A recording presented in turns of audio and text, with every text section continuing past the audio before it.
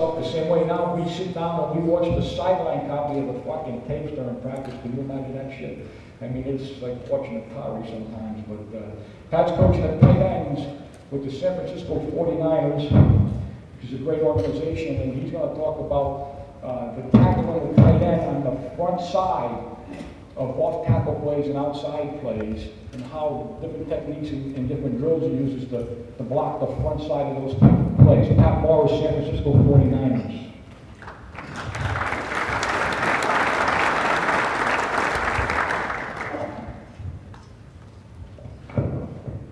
All right, thank you. If I don't like this, I'm going to fling it off, okay? No problem. It's glad to be here. This is my second time here.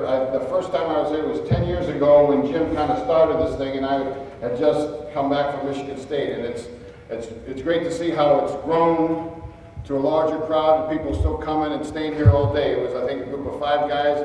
We didn't get paid. We just came here and talked, and this thing has grown since that. That's 1987. So it's really good that you guys come here. It's not just all line play. I think it's just football and techniques, and it's good because I think it's everybody learns from everyone. Just because, you know, there's a lot of guys here with 20 years experience, say in the league, you know, this is my first year in after college, and you learn from everybody. I don't believe at any time think that it's because some guys in the NFL, some guys in college, I'm in high school on Division III. I think we're all in the same boat. As a matter of fact, I know we're all in the same boat, and we all can learn from everybody. I can learn from you, you can learn from the next guy. Don't ever, I don't think, put a degree of, he's up there, he's in the league. And I work with a bunch of guys that have been back and forth with in the NFL, and they would talk kind of down to you, saying, you know, well, this is what they do on Sundays. And I said, well, wait a fucking minute. They do great things on Friday afternoon. They do great coaches on Friday nights. There's some good coaching going on Saturday. Yes, and there's good coaching going on Sunday. And every time I heard that, and that was said to me, I said to myself, I am never going to be that type of person and say, now that I've arrived, I've got all the goddamn answers.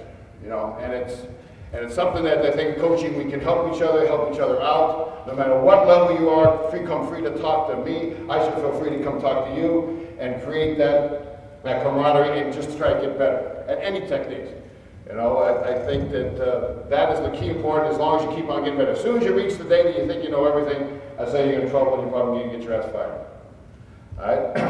So basically, here's my background, and I can't say probably if I have an original thought in line coaching, because everything probably was done way before. I think I'm kind of, you would call it an eclectic coach. I've picked things out from everybody that I've talked to, things I've experienced when I was a player at USC to my graduate assistant days, all the way through. I picked up little things, and I guess I just believed in those, and they work for me, and they stick with them. And if all of a sudden something comes up I think might be a little bit better, I might change it. And then I might change and say, hey, that was the wrong thing, and I'd have to go back to the old way. But at least you're always trying to get yourself better. I started out as an offensive guard at USC. Coach there was John McKay, and then Dave Levy was a coach there. I was influenced by those two men. Then I went as a graduate assistant. I was underneath Hudson Houck, who's now everybody knows him with the Dallas Cowboys. And then John Robinson was the head coach at that time. Then I got a job in Northern Arizona with Joe Salem. Got influenced by that man a little bit in terms of offense. Went to Minnesota, replaced the great coach Roger French was there before I was there. Roger French kind of looked what his guys were doing and kind of picked some ideas up from Roger French at University of Minnesota. Came back to USC with Ted Tolner as an offensive line coach. Then I went from USC, 4 years, for 8-3, got fired. I went to Michigan State for 8 years under George Prolas. Replaced the great line coach Buck Nystrom, everybody who knows there. And saw some of his players. One of his players back here was Pat Shermer, who I coached, is now coached at Stanford. Then, after Michigan State, went to Stanford with Tyrone Willingham. At that time, Monty Clark was the coach at Stanford. Saw what his kids did there, so you learn from that. And then obviously now I'm at the San Francisco 49ers, and I'm with probably one of the, you can kind of say, the different type of style of coaches. And Bob McKittrick's been there for 19 years. You see him, he's got the bald head, old Marine sits in there like that, but he is probably the most genuine man I've ever met in my life. You'd think I'd come in here one year, he'd look down, hey, 19 years, hey, you little punk from college, you get, just go work on the basic cross and fucking forget about everything else. He has taken me, told me the things that he's shown. He's back from Tommy Crow's days in the single one, and it's probably one of the unique line coaches I've ever been worked with, and has allowed me to come in, work with the tackles, be a line coach, and help with him. And I'm going to show some of the things he has, because he's almost opposite of the stuff I've learned at USC. He's on the other end of the continuum. And I think with some of the stuff he has with the 49ers and athleticism with the offensive line is something that you guys will be, it's something different. You look at it, and if you like it, you'll like it. Because basically, he'd rather have guys not big, not heavy mass, be the smaller guys, be athletic, and because his premise is athleticism, you have a chance to always have recoverability. If you're big and you're heavy, when you miss, and you got no other chance. Right? If you're athletic, you can still be able to recover. If you miss somebody, you're athletic enough to recover, come back, and maybe get a nick on the guy and have a chance for a play. And it all starts basically with the Crowther sled, which I'm going to get into a little bit later. He works that Crowther sled to death, and I'll go through the drills with that before I get into the combination. One thing I have to tell you, there's one thing about coaching tight ends after being an offensive line coach for 20 years in a college, is that there's nobody else in the room. There's only 4 guys. And usually you're trying to talk to this guy, you're trying to give this guy shit, you try to give on this guy. There's only 3 guys in there, and after you got the first 3 guys, 20 minutes is done. And you don't have enough time to go. I felt lonely in there. There's only fucking 3 guys in there.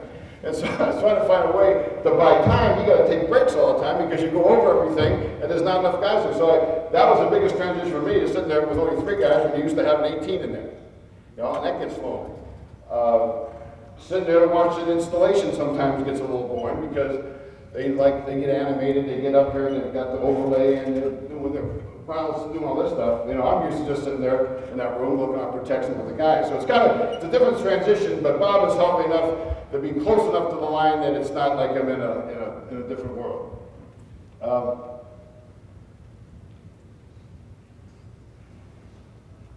The thing we talk about here is the Crowther sled. And probably what the Crowther sled we use basically to develop the resistance. As soon as resistance happens in a block, the number key thing in blocking a guy is how fast the feet move. Right? How quick you can get the feet moving and staying low. I think we've seen this. There's many ways to teach the drive block or work on his blocking techniques. You've seen the chutes in the boards. I've used those. You've seen just going ahead and hitting a 1-man dummy or hitting a 7-man sled. Right? The Crowther, I believe, and I believe this, it has the ability to work all facets of the lower body. Right? It works the whole lower body in the sense of getting the hips through, the feet start moving, and you get a decent resistance. You can't find that, you always coach the guy with a bag or the guy on the other side of the line more than you are trying to coach your offensive lineman. Hold the bag, give more of the resistance, give things. Because everything we talk about is being engaged. What happens after you're engaged? All right? Anybody can block the bag. And the guys in the pros are worse bag holders than the guys in college. They could care less about holding the bag. So if you can't scrimmage, you can't do a 9-on-7, you got to find some way to give yourself some resistance. So basically what Bob believes in, and I think he's got a great point here, is he'll work the Crowther at least 10 to 15 minutes a day and various drills so you kind of get away from the boredom. But it's the basic thing of it keeps you low, it gives you the idea of getting your hips coming through, right, and be able to get the feet moving faster after contact. To me, that's the key. Get moving after contact. Now, it's a stationary target. It's not slanting or moving, but that shouldn't be a big concern of yours. It's just the fact of just getting to practice. And he believes over time, I believe he's correct, and I'm correct, is that it will just get you in a habit, like we're always trying to create habits with drills, that you will stay low. If anything, it keeps you low, and you can see the guys that are not knee benders cannot do it very well. So I think starting from high school, you can use it, and you can go all the way up. And obviously we use it in the pros. And the biggest thing I think its advantage is you talk about the West Coast offense, this and that, The key I think to that whole offense, I don't believe it's the patterns, I don't believe it's, it's so much the scheme. It's the fact it's the way they practice. We do not wear full gear that often at all. Probably first 4 games, after the first 4 games of the season, they might be off the rest of the season. So how do you get the guys better? The father is where they don't on it, but it is something you can use because we don't go live against each other. You don't want to beat each other up, but the crowther is a device you can use without pads on, because that's the only thing you have. You've got 20 minutes of individual. I think there's no transfer when you block back. Right? You need to get the resistance. The only thing one of the things I learned being a kinesiology major was part-hole transfer. Right? You've got to try to make, the only way part-hole transfer has any transfer in a task is that part has to be as similar as it possibly can be to the actual task that you're going to perform. That makes sense? Or is that kind of the jargon there? But I think you come. So if the part does not have any similarity to the task, its transfer will never happen. You're just practicing the week, 20 minutes till you get the team. And I believe when you don't have any pads on, that this chrono can at least get you working on what's going to actually happen in the game with some good contact, because you're not going. And that is the key, I believe, in this West Coast system, is they know how to practice without pads on. And in college, they're limiting your rules to wear pads, in spring practice in the fall, and it gets, when you get down to that preseason, you play a lot of games, your team gets banged up. You've got to learn how to practice without gear on. And I think all this thing all ties in together. And you need, as a line coach, to try to find a way to practice without equipment on. And how do you get you guys better? I think this machine is not the cure-all, but it's something you can incorporate in your drills. And I'll show you some quick ones here. The whole progression we really don't use, and it's on the crowd. People have that on. Bob and I did a film out in our facility that has everything you can do on the crowd. They just got a little promotional tape. So I got some of the clips off that. I can't do the whole thing because then the guy will get mad at us because I showed it here and he got it duped up and he doesn't make any money. But I think it's like 18, 19 bucks. I don't know what it is. So get that. That has every drill. But most of the drills that we use will be in my films here, and I'll go film. I'll just do some of the basics here, then I'll start getting into how we teach the progression and the drive and the tackle and the tight end. So let me look at this real quick here for you.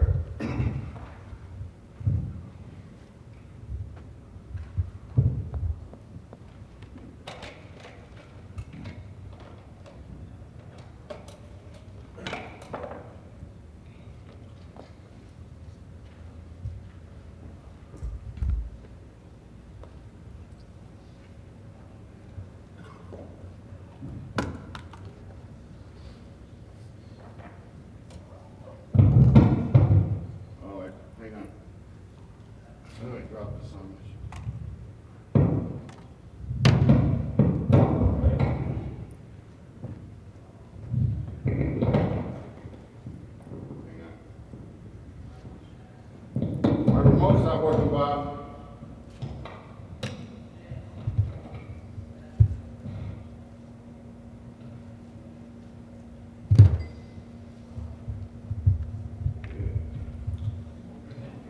I know I get to deal with all this shit.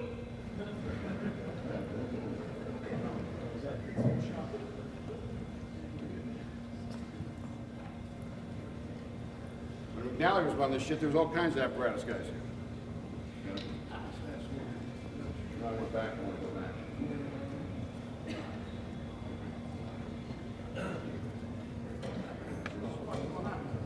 Huh?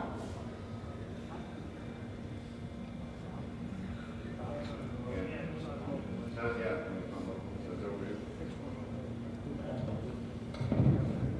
Huh?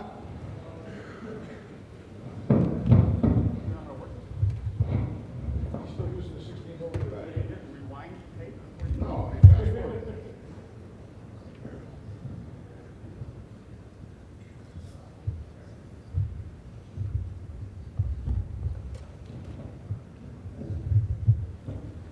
Okay, now the first thing we're just doing here. Now this part here, we're just working the form, the flipper. Now a lot of people say, well, we never really use the flipper in blocking.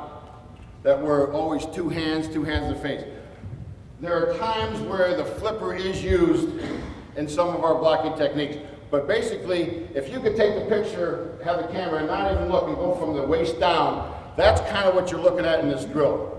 Is basically Don't worry about the flipper. We'll talk about the flipper later. This drill here is a work on the flipper. We use it a lot in some combination blocks, and we use it maybe on some cutoffs. Right? But there's part of the progression that's just working on the flipper technique. Right? This is basically here just the forearm coming against the pad. It's just to prevent or get a feel for it not rolling the shoulder. And getting the good bend knees and just coming here, getting the feel of the shoulder girdle coming up in this fashion.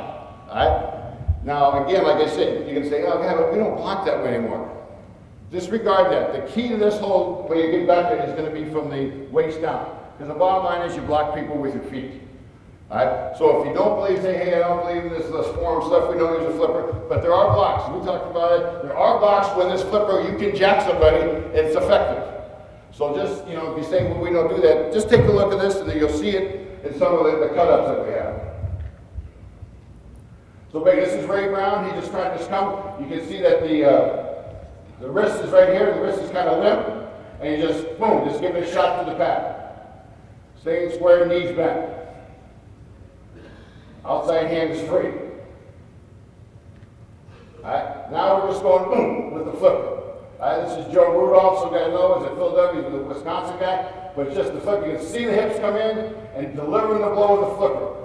Now, if you remember back a ways, Jim talked about a hit and a strain. All right, Bob doesn't teach that, but I think that has a little method to it all. But the thing you're looking here is he's getting his hips into it a little bit. We're talking hips, and you flip it up, and the motion is up through the man, not a turn. You got to see if you don't want him to turn too much on it. Boom. Just a little quick flipper. This would be, as I go in, would be a technique a tackle would use somewhat on a double team on the power play. And you'll see it being used. You use that flipper there a little bit. Or a tight end on an outside slip would use this technique with the flipper to get the kind of, I always call it jack the guy up. Boom, jack. Alright, now this is the explosion where you can be 6 point, we have 6 point, this could be the 4 point, just boom, get the hips through. Now you want to kind of look, here's the old technique, now Howard's back there. Howard, you back there? He's probably talking. In the old days, this was Bob McKittrick, now it's Howard pushing the guy in. There's a tape way back down in San Diego doing this exact same drill. Howard was still losing his hair back then, and you can see Bob was down here. And that's where you want the guy to end up. And what you're trying to do is get the athlete, the young man, if it's high school anybody, is get the feeling of getting his hips through the block. Get him through and extend through the man. Boom. A lot of people call it marrying the pad, whatever you want to call it, to get that extension. Just explode. Boom. There's the flipper that we talked about, the shoulder square, and you get the hips through. Now, when someone does this, the sled should move a little bit. I'll talk about loading the sled up because there's an art to making sure at different conditions how heavy the sled is. You need some sandbags on it. Sometimes, it all depends on the weather and what kind of grass you have out here. But basically, if your sled's moving too flat, to get this drill here, you can stand on it if you want to get that extension, if it's moving too quickly. But you basically want to get this feeling right there. We've got to load up with some good enough sandbags. Boom, explode. Notice the outside arm is thrusting up. You've heard already Bob talk about the free arm. This exactly, you're practicing the exact same thing, the free arm, keeping that outside hand out of there, extended through. But you can see the explosion there. Coming off the knees and exploding, getting the fill the hips through. You should just hang there. They want to all of a sudden, and if you hit the ground, hit it with your stomach. Don't also put the left hand down. A lot of guys are afraid to fall down. Don't put that left hand on. Extend if the sled just goes out there, you should just belly flop right on the stomach. Should belly flop on the stomach. Now, there are a couple more in that sequence of the explosion with the hips. There's a long stride one. There's just in a stance and just extending out through that. You'll see that on the Crowther tape. We very rarely get into those. That would be kind of the beginning, the fundamentals. If I was in high school, I'd probably do the whole drills all the way through to get the guys feel for it. Then, because you don't have a lot of time to build things, then this is the one we use the most. It's basically just get in front of the pad. Now, your location of the pad is key because those Crowther, the best way, but the Crowther has a little angle to it. So you got to make sure you hit it on the correct angle. Then if you hit on a correct angle, you can find out if he's favoring one side or the other, is the feet getting too narrow, or is he chesting it? All the things that can happen. I'll go over these a little bit. You can find out what's he doing wrong with it. But basically what you're trying to do here is get into the sled and feet move. Making contact, get resistance, and feet move. Now, let's talk about this now I have it here. Loading up the bags. These are just sandbags, but it's plastic around it. So if it rains, the sandbag doesn't split out and the sand goes all over the place. All right, it's got to be plastic. And you want to place them in the middle of the shield. If you put it here, it's wrong. If you put it on the back, it'll go too far up. It'll just come up too high. So you want to kind of have it central in the middle. If it was really moving a lot, we would put a big dummy. You'll see sometimes a big dummy from here to there to put a little weight on. Just one of those big pop-ups you can put there for a little extra weight. But the weight should be in the middle of the shield. Now, what happens if it's sliding too easily and there's not a lot of resistance, that's when you got to put more weight on it. Right? And it's not like it's a big scientific act to find out how much weight. You just put more weight on it, and then you give them some resistance. You just need it to move a little bit, but you don't want it to be so much that they can't move it at all. And you don't want it to make it so easy. And the toughest is probably a wet morning. Usually if it's real wet outside, you probably won't do it until the afternoon, or you load it up. But you can see, now, if you're worried about the footwork right now, no, you just want to say, get into the bag and get your feet moving.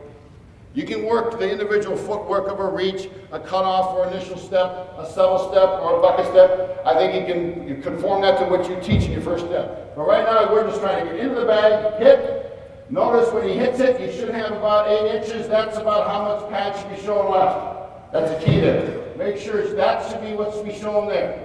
And you can see the lift. All right, now, here, it should be about 2 to 3 inches. The front of that crawler should be off the ground. You can see, once you hit it, that spring forces you back down. That spring, see that spring right here, forces you down, it's going to get pushed back up. This, to me, I think, is the key to the whole thing. When, I think it was Jacksonville, Mason, talked about last clinic.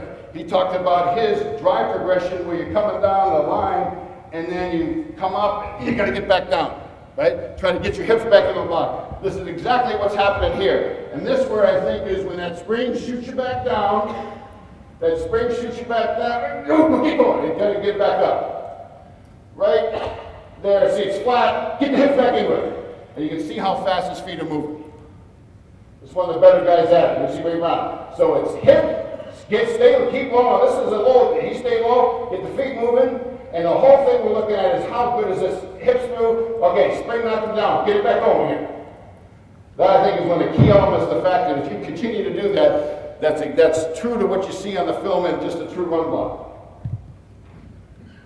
Again, now you can kind of get the alignment. So you kind of have to get aligned with that angle there. Basically, your chin's probably right on the edge there. You know, when we did the flipper technique, that chin's kind of just outside to work the flipper. You got to be in this position all the time while things are going to spin. You see, get into it. There's how low you are. He gets it up. The spring comes at him. Great job. See, he kept it. The guys that are really good at it, the spring doesn't knock them back down because your feet are underneath you. If you're flat back, that thing the shield will go right flat back down and just slide straight ahead. You can see that's how, and that's what usually happened when Gogan first got on this. Who's not a style that Bob likes, he can never get this thing off. He either chest it, which we'll see later, or he's driving it with a flat back without his knees bent. But it's that hit, boom, feet. Now you say, well, aren't his feet a little close together? Yeah, you can maybe say, maybe you just separate it, but again, what you're trying to work on is hips and feet moving fast. All right? You'd like to have them maybe a little bit further apart, but just get them working, the exposure with the hips.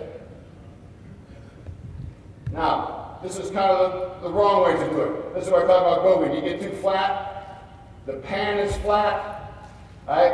And you're just working against yourself. We go back to the...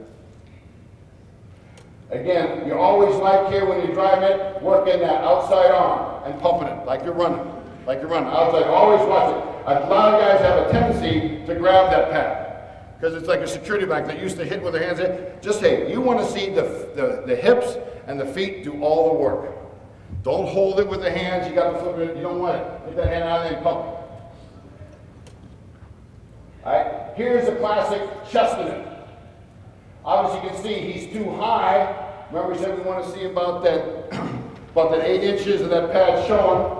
All right, now this is what you call chest knit, and that's what's going to happen. Now you've got too much there. It's not 2 inches, it's about 6 or 7 inches underneath there. All right, so now he's just chest knit, and that's going to be a problem. Now it's way too high. All right, that's a classic thing of guys, we call it chest in the pad. Your flipper comes up, but you just chest knit, you don't work your hips through.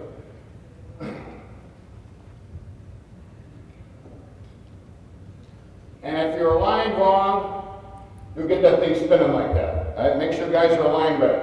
I think, Mac, you had one guy that had a trouble. Some guys just don't freaking align right. You said, hey, you're right here, and they got to do it. You say, they don't understand the angle. I mean, you had some guys lined up all the time, things start spinning up.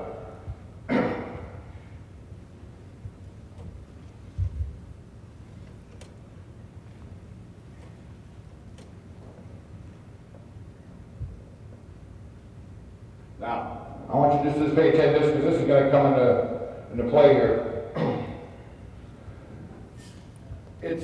And Bob and I, we talked about this, it is hard to simulate other than do it live, the contact on a combination block and for the guy to get contact, resistance, and come off on something. How do you do it? Do you do it holding the bag? You try to hold the bag, the guy with the bag just goes back. It's unrealistic. To me, there's no transfer of learning. So you're trying to you're making a contact and you're coming off some type of a combination. We use this drill here, and it can be a multitude thing. Picture this guy right now just as being a tackle. I'm going to get it later on the double team on the power play. All right, boom, flipper, tight ends coming in here.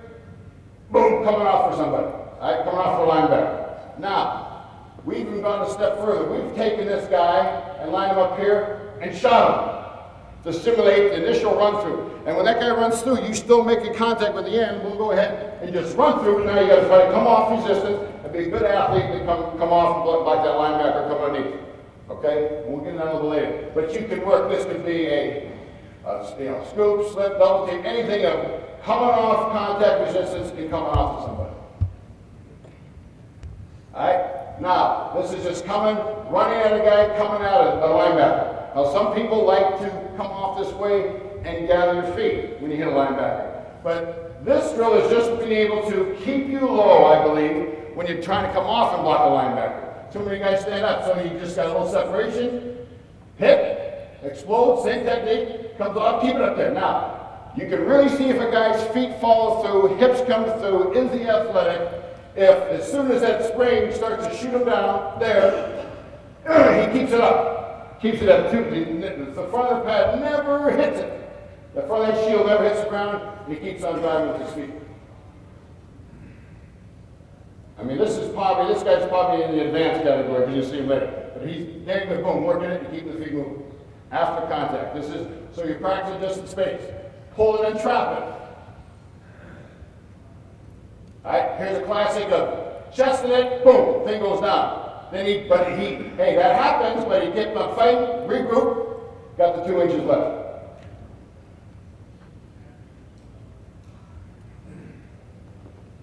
It's a nice day out there that day. It's been raining for so many times in San Francisco, 140 days straight.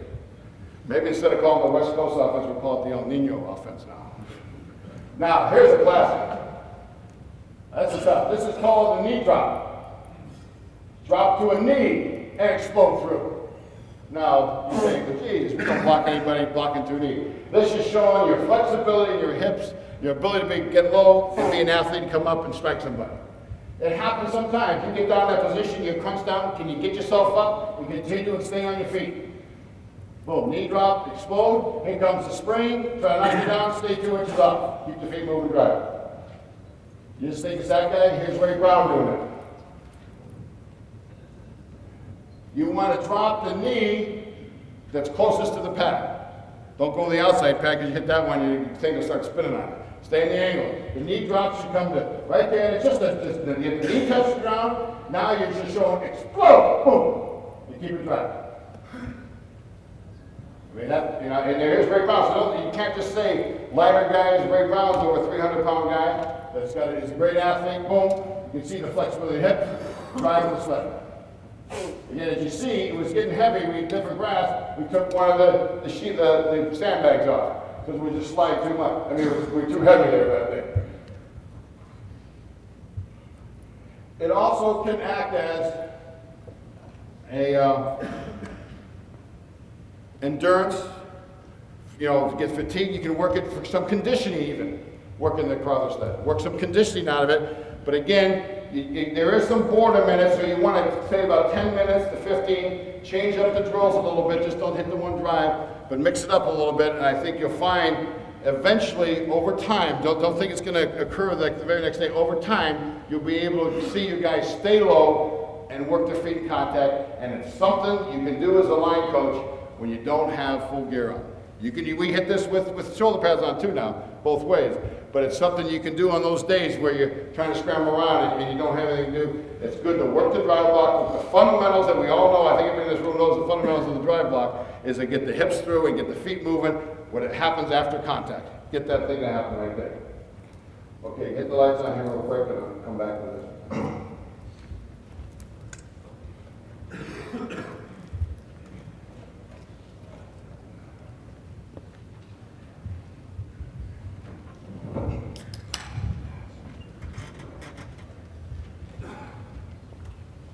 Everybody get their prescription for Viagra? I got mine the other day. Took it last night. Got caught in my throat. I got a stiff neck. God damn it.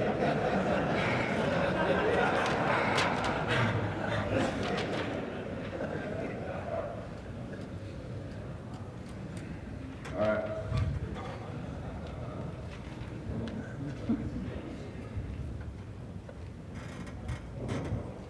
My dad's 83 years old. I told him, Dad, he just had it's kind of, you become that age when you're out in California. I'm happy because my parents are, you know, getting older and, you know, my dad's 83, my mother's got Alzheimer's, but my dad's 83. I call him and say, hey, Dad, you see that Viagra stuff? He goes, you know what, I might take it and give it a shot. I mean, yeah, I think anything that keeps your parents and you got to always see your parents, to keep them happy, to keep them alive, I think it's the best thing since sliced bread. Here's a guy 83 and he's still got a little chances. Maybe I'll take myself and give myself a little jump here.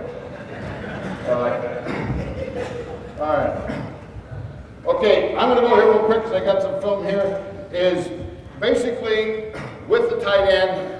We'll talk about tight end now, and then I'll talk about the two combinations that are on this tape. Is basically just working the drive block and the reach, drive, the reach, and then we'll call it the double team and the slip with and the angle block that's used at tight end. Now on the drive, basically now you're seeing, you know, either what we would call a 25 front, it's just an under with the buck there. And you're seeing a ton of, because people don't think tight ends can block, basically any type of that, or the bucks outside where you've got an end on it, either in a 7 and a 9, or playing a head-up technique. Basically now, most of the buck backers, you say, what the hell's a buck? Right? In the West Coast system and their defense, that guy who's been Sam all my life for 21 years, now becomes a buck. So when you hear me say buck, I hope I can say Sam for you guys, because that's the way they call him. They call him buck. Why? You're not supposed to ask. Right? Anyway, they play now in a straight drive block, since most of the force is, we see a ton of force is usually lightning, or we call it thunder, lightning, thunder, coming from inside out. The buck is usually playing extremely wide on you. At best, the tightest he gets is his inside foot to your outside foot. So basically a drive block and a buck backer is basically usually the basic premise. You step with the near foot. We talk about you step with the near foot. Now, I've always wanted to do this, Jim, because I haven't been up here. We didn't have the stage the first year, but you get that sound. I mean, just Wiley does it, you do it. It just accentuates it. You know, I'm thrilled right now. I can play a funny step like that, and it's on tape. Remember, it used to be in here like that all the time. I like that. It's good. So anyway, get back to it. It only lasted about 2 seconds. I feel good about that thing. But anyway, basic on a buck backer, we'll drive block him. Basic on our draws, it's just you step with the near foot. You just basically put your hat right down the middle of the guy and stretch him, push and drive, and just stretch it as that's all. It's pretty simple. All right? Pretty simple. Very rarely will that guy cross shade you from that wide alignment. You see it once in a while, but I still think he can recover with that first lead step. It's not really a drop, it's kind of just a lead step. We use that with a tight end, because tight ends don't have a lot of strength, I think, to drop step. We just lead step out, get your head in there, and then drive them. Now, outside backers are pretty good at getting their hands inside if they're coached well. So a lot of times when you come out there, you try to get your hands inside, but your hands get outside. Big thing we try to work is replace the hands and get them back underneath. Replace the hands and get them back underneath. Because there are times that you can't shoot your hands. The outside backers are standing up, they're looking at you, their eyes on you. They get their hands underneath it a lot. They get them inside. So talk about after contact, replace the hands and put them back underneath. If the guy were to come back inside on a slant, hopefully you can just be a good enough athlete to recover and put him inside. I think that happens more time than that. When you're driving him, all right, just take him where he wants to go. Take him where he wants to go. If he wants to fall back inside, just work your feet and just take him inside. I'd follow him. If he wants to turn outside, fine. If he wants to just play it and just turn outside like that, go ahead, just turn and take him and stretch the hole. The guy that's the toughest buck on the drive block is I call it the Matador. It would be Wayne Simmons, the Romanowski, Seth Joyner. When they come out at you, they kind of play the soft, they kind of matter. They let you come into you, and then they do the old Matador and throw you down. And you tell your tight end, God, I'm trying to move the guy off the ball, but yet all of a sudden this guy's soft on me and just flings me. It doesn't matter. If you know that guy's that technique all the time, and usually they're one or the other, you come off with a little bit more of a settle, a control step, pick it up, and you definitely want to get, which I get from Mac, here's how kind of collected, you get it from a little different people, is kind of get yourself in the duck, and he's trying to move you like this. I got a great one on film. You're keeping these bent, you kind of walk them off. It prevents that come off a little bit more in a duck walk on guys that are the Matador type. Right? And take him where he wants to go. Because he's not delivering a blow on you. He wants you to come off with all your gusto, and you're tying your block, and give you the little Toreador shot.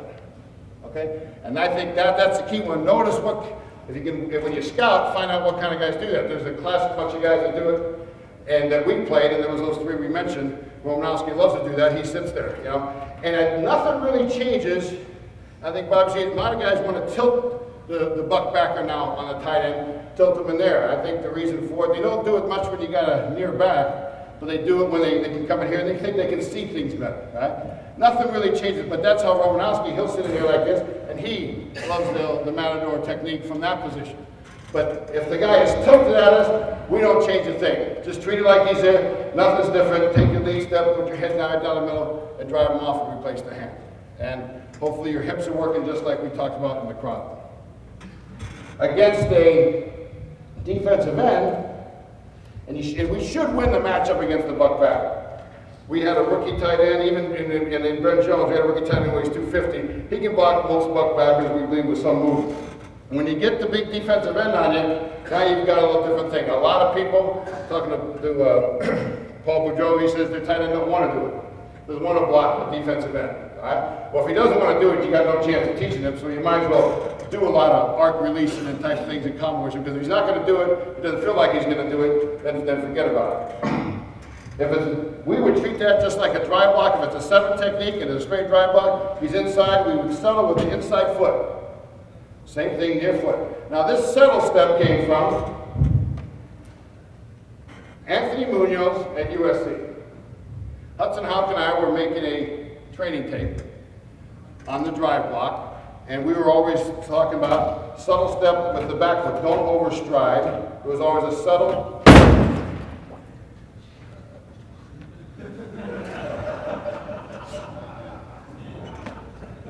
Now how did that happen? I didn't even do that.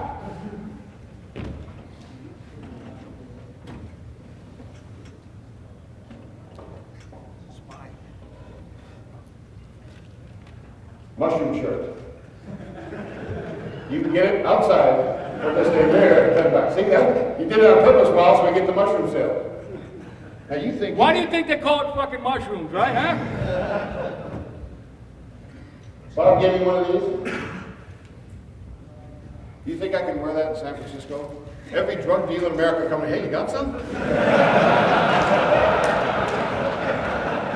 Where are you going now? Are you from Humboldt? You got some good stuff? Look, it's green is probably perfect. They probably attracted to me. All right, where were we?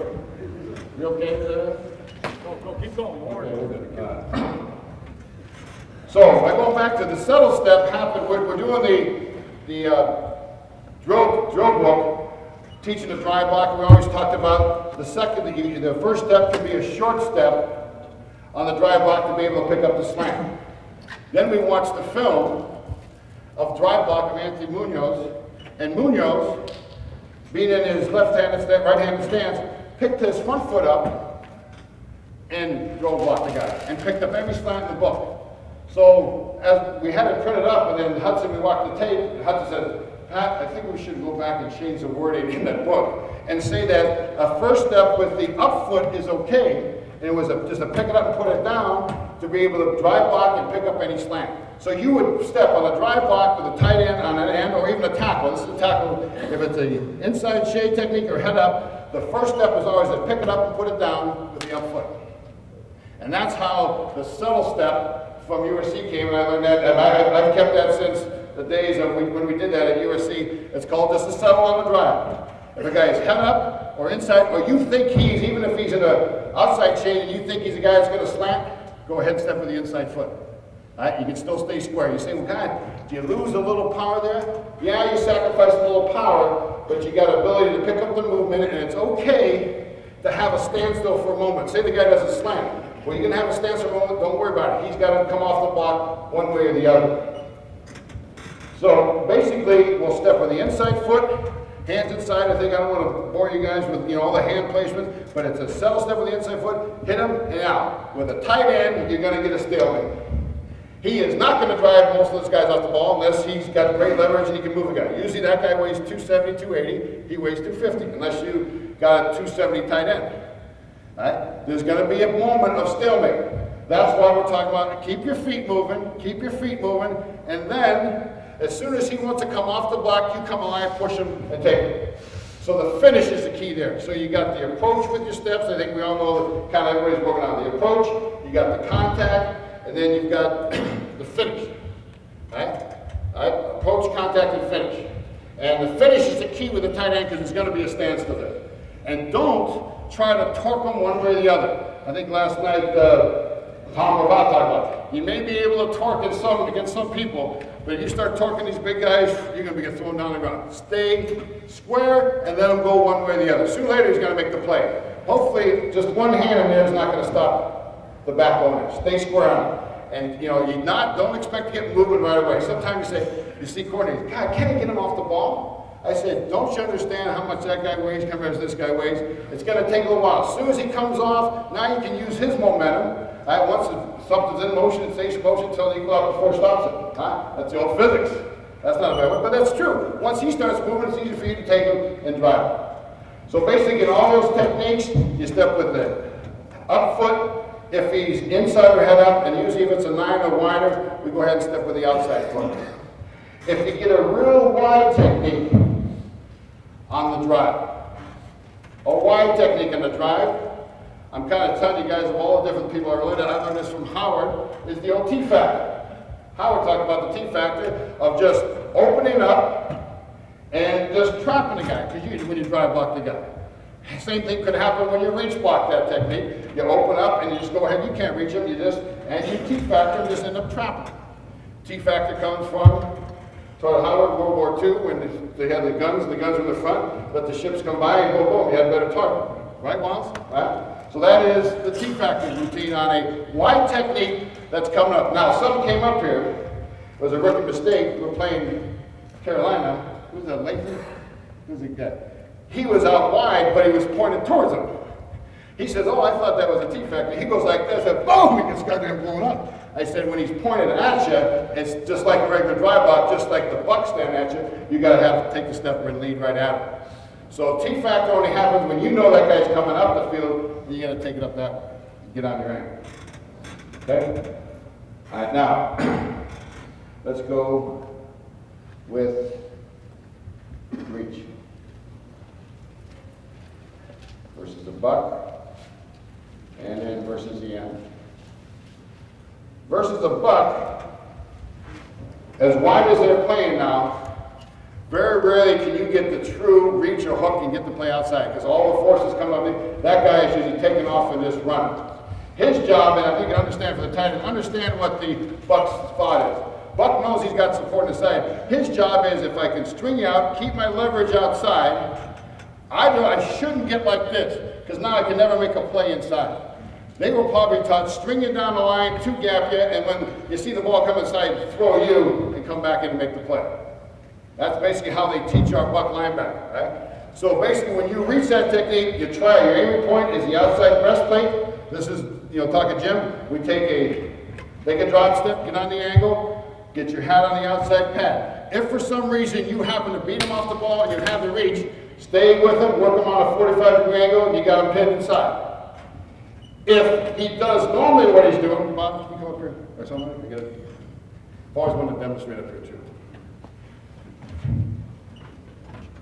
So we're here and we're here. Boom, now we're here. Now, the thing we want to do, now I just turn it into a drive block in my mind. I just got to say, hey, the reach is off. He's got his position. He reacted right. I just turn it into a drive and do the best I can, flatten him down the line of scrimmage. If he wants to turn and go up, beautiful. Now I know he can't make the play, and I stretch it as much as I can, stretch him as I can to help out my tackle, because usually my tackle's got to reach inside, or we've got to block down. So basically, it's here, try to get your head here, boom. Now just take it and you just work your feet just like you're working a crowd. It turns into a drive. If perchance you beat him off the ball, boom, now you got it. Now just stay on that course this way. If you start torquing and turning, he's got your edge. If you can get the edge, go ahead. Don't take it. When you start torquing, what happens is the hips turn in too, and away you go. Stay on it. I'll guarantee you that guy's going to come with you. And you stay right on the line with them and stay on that 45 degree. You always have a habit to think they have to reach to turn back in on. Stay on course, he'll come to you. Now he'll say, oh shit, I'm reached. Come fast, boom, then you turn, we call it turn and fling him, boom, and run him out. Everybody good on that? We very rarely see guys that we can truly reach and hook, unless the guy uses bad technique. Okay, versus the end, which is what they do a lot. Now that's the tricky one. Now you got all these techniques. I'll go quick with the feet, and I think the film shows a little bit better. 7 technique.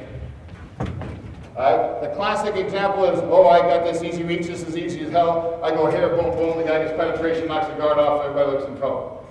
If the ball is handed off from a far back or in the eye and it's a bounce play, not a toss. Toss is different. Toss, I think, you can still step with the outside foot. Everybody understand me? If the ball's like in the far back coming across the formation or a bounce play inside, you have to step with the inside foot first to stop the penetration. Now what's going to happen in your hat's going to be right on the inside pad. When this guy sees some pulling action, a lot of times he likes to come back out of it, right? You just have to do the best you can. If you can secure this position, you got it. If he runs so fast it goes out, just turn it like a buck, turn it right about, we'll run the play inside. Because usually when you're running out of the eye of a bounce play, if he chases out, you shoot it, you go right down, so he can't be right. I like the guy who run out there like that. So make sure you always step with the inside foot first, head hands are good, you just go ahead and drive. So it's almost like a drive block. But we're thinking that, hey, you know where the ball's going, it's going inside and bouncing out. We're going to talk about this play later, handoff solid. I think everybody could be running. If he gets head up, all right? Now, we'll go back and we'll step with the outside foot first here, boom, second step right up the gut. I think we all know that. That's been taught this play for a long time. If it's a 9 technique, you shouldn't be able to reach him. In a tight end's mind, it's an attack line, the same idea as the buck linebacker out there. Just take a little more depth, drop taking on the angle, try to get your hand here and stretch him. If you hook him, he shouldn't be in the game. Next play, he'll probably take him out on a 9 technique. Any hand. Huh? Any hand. Any hand. It's fine. Except if it's inside and he's in a 9, we still will step with the outside foot. Now, if it's a toss, no matter where he's lined up, I think you can secure with the outside foot and pin him in. Because usually we're pulling the balls declared outside right now. You can have outside footwork all the time.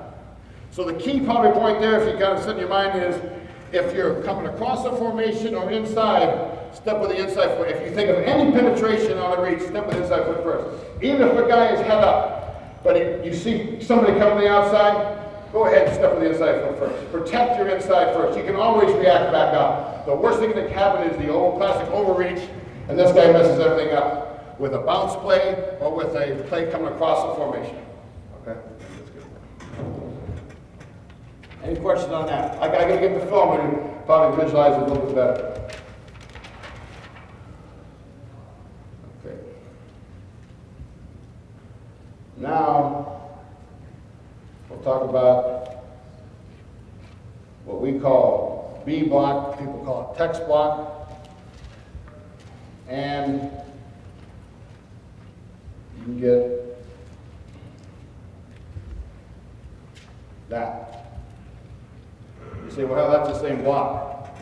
Let's put that in a little bit in here on 5. Where he's down, he's pulling, you're down. When you're texting it, we've got 2 techniques.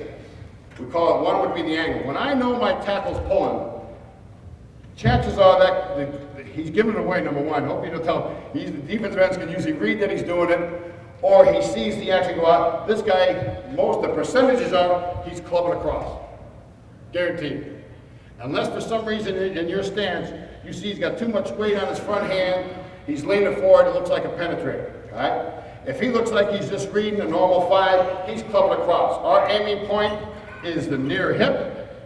You settle step with the inside foot, you aim right at the near hip. I guarantee you that hip will come right towards you, and you put your hat right on is the closest number, just on the pad. That's what I would call an angle. All right? Because you're assuming that he's going to club across. If you don't know, if you watched on film or you haven't seen it, if you have any doubt in your mind of what's happening there, we'll go ahead and say, okay, do the power angle, stop penetration. Get your foot open, slap, get your head across, and if he clubs across, do the best you can to react back. Now, we've had many discussions at this clinic, but what if I don't know he's a penetrator? What if I don't know he's a clubber? Now comes the good stuff. It's the reverse shoulder block. Now, some of you guys at Chicago High School, you can't do it, but we'll show it. I'm going to demonstrate it here. It's the old, you call it reverse shoulder because you can't say leg work. This is the block that got Bob McKittrick chased up the tunnel at the Coliseum by Howie Long because he was frustrated. A reverse shoulder is you take, there's a pickup step right here with this foot up and down, and you try to hit, you get the head across, you probably make contact right with his ear hole, and you just swing your legs right around and you land like a cat on the ground. It's easy to describe here. It's tough to practice, you just practice it so bad. You got to do it live and engage. But we call it the reverse shoulder.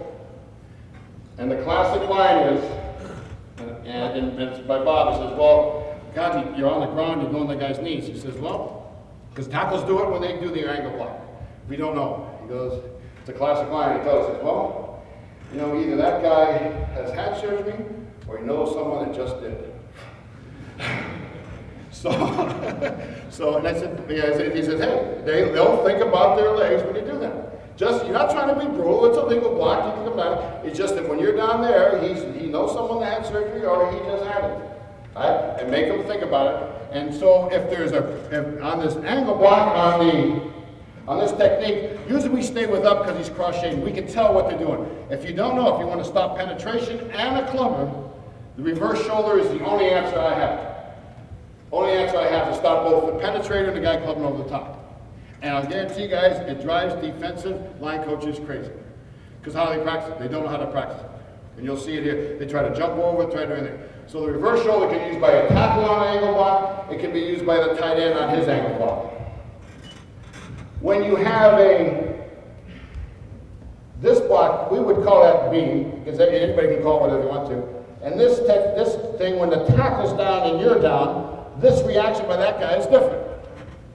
Because when the tackle comes down, now he's thinking, oh, it could be trap, it could be this. He's more of a penetrator now. So in your mind, your tight end needs to know, is it A block or B block? Is my tackle blocking down? Is it a double team down? Rub A. He needs to have that communication so he knows how either the 5 technique reacts or the 7's going to react. There, if it's down down, down, it's a flat angle. Now we just, like I talked before, get the head in front, go ahead and just drive him down. You're not trying to take him over. If he happens to come back out, do the best you can to come get him. We probably got a guard pulling him and cleaning him up. But penetration is the thing you're trying to stop. So that would be a power angle step. So there's an angle, there's a power angle, and then reverse shoulder. 3 ways to get that block accomplished.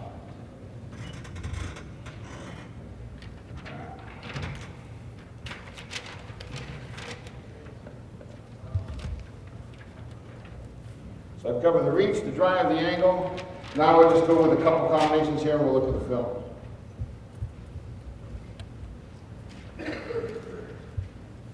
We talked about this last night, the infamous double team on the power play. Since I've been watching the tapes of this clinic, Jim and everybody likes you take it off the inside foot.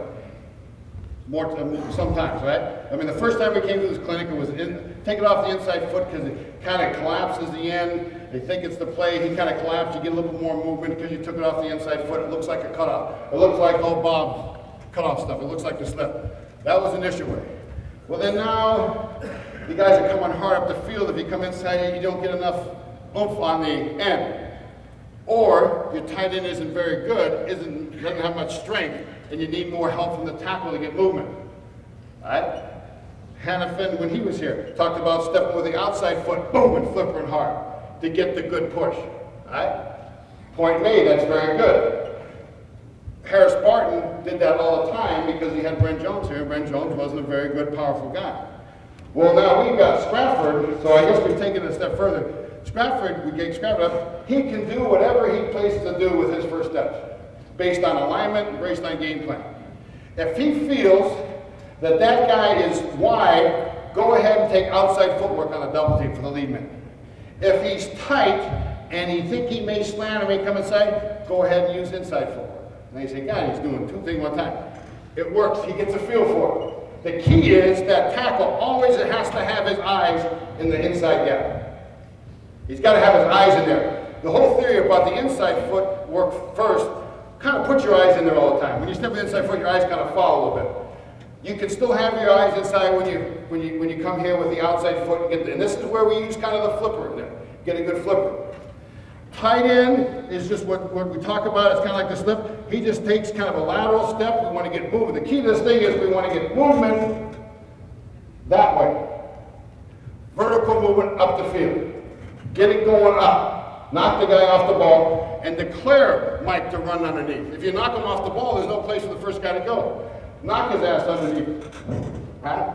If anything happens here, still keep your eyes inside because you have any run through, not just the whip back there. You could have somebody clubbing over the top. Right? You could have somebody miss a block. It could be anything coming into that gap on that power play. Anything. Right? If it's real wide end, don't go out to him. Just stay in your pass. Just take your outside step. If he's there or not, go ahead, tight end can take him, and then stay on your inside pass. Never would we take this and go way out here and then come back up. It might be just a little bit just to get there, but we trust our tight end can hang on to that block a long time. If you had a problem with the tight end holding up there, I'd probably use the old power release. Release him outside and put the fullback on. So basically, the tight end forward is he's trying to get his ending point. It's just that pad, trying to push and take that guy over, push him straight back. Maybe if the tackle can take him over and get him.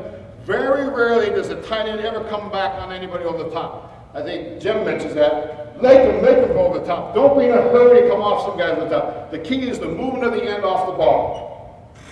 If this guy disappears, I think we all know he works himself up to the second level. Now, there's a question. What if that guy kind of scrapes real kind of tight, but not real tight? We usually, when that guy flashes at you, we prefer you not to take him because you know you got the guard pulling around him. But if for some reason in Tampa Bay, who runs that fire zone bubble blitz, where the guy is on the ass, he comes off the tackle, you can't do anything but go ahead and hit him. Everybody know what I'm talking about there? There's 2 different types of scrape. There's kind of a flow scrape that's tight, and there's the one that comes right at you right now. If it comes right at you on your path, go ahead and take it. Don't come off your path and try to go block the first back. Work yourself back and go ahead and get the bubble backer coming over the top. Now, when we run this play, maybe we will try to, because we don't say it's a slam for number 2 or the number 2 backer. We sometimes will take a shot there or pull this guy around for the whip. So it gives them a thought that they can hang on the double team just a titch longer. Now, obviously, you can't stay in the double team because we're getting a lot of shot inside there. There's some classic examples of we push the guy so far back, Mike says, screw it, I'm not going to the top, I'm going to try right underneath. Tackle comes off, and we have a decent play. He goes against Philadelphia, does a pretty good job of that. But, so, I think the key is the footwork of the tackle is just be athletic enough when you get in the thing to be able to come off eyes and then to come off on the guy quick. Don't bury your eyes into the down end. You got to get your eyes in the gap to see what's happening and get a good hard flipper. And it's truly exactly what you do on the crowther sled. That's exactly similar to what we're doing right there. That's basically what we have on the slam. We call it slam body, just that double team. I'm telling you, if the tight end sees somebody come over the top, sometime at the last minute we tell them come off, boom, and just cut somebody. Again, it's having resistance, working on resistance, feet moving, and be able to throw on somebody. Or block somebody. I think when in doubt, we tell the tight end, stay on that end, drive them like you would normally drive them if you had them by yourself, because you can lose your tackle at any time. The classic is the tight end coming down here, thinking he's got the tackle comes off on a run through, and the end comes right through. The tight end can't fall asleep. Assume that you're going to lose your tackle at any time, so you got to take over that block. And you cannot be at this angle here, because the guy will split you. You got to take a lateral step here. It's not truly lateral, but it's getting yourself square so you can take the guy straight off the ball. All right, again, I'll go to the film and we'll get some questions later. Then the next front side one, I don't want to get too detailed with it, would be just your front side slip between tackle and tight end on a bounce play or anything like that. Tight end is not a lead man. He treats it just like he would if he didn't have any help on a wide 9 technique. He goes ahead because probably percentages are the 9's going to stretch and the tackle's going to come underneath. If you get the head up technique, you're the lead man in the combination block, you go ahead and settle. Now, no matter what happens, doesn't matter what the play is, I can use outside footwork because I'm protected inside. Remember we talked about the reach when I have by myself, when we're blocking down and pull the guard. I have to step with the inside foot when I have a play coming from far away of a tight. If I've got help from my tackle, I've got a slip coming with my tackle, I can go ahead and use outside footwork. Second step comes up, boom, the flipper. Flipper, jack this son of a bitch up, stay with him until you feel your tackle push you. We talked about it last night, everybody knows like the zone scheme we talked about, and just stay on that block. Remember, if that guy fights with you, you can lose your tackle at all times, tight end. Don't think that you're on, you don't want to get this shoulder in there, but stay in contact with here, squeeze him, because you may lose your tackle on a run-through. The tackle's technique is exactly the same as a guard would want on a slip technique. We do exactly.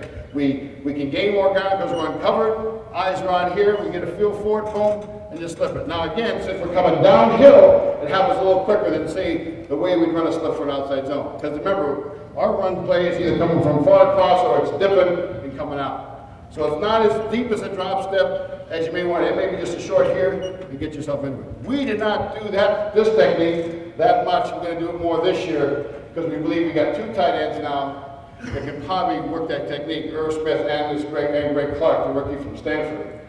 Because you want to run it to the bubble. If you want to run a certain way, we like to run this play to 68, 69 head up to that side if we possibly could and execute the slip and zone scheme. We did not do that as much. We did it a few times this year, but not as many as we'll probably do this year with the 2 tight end set.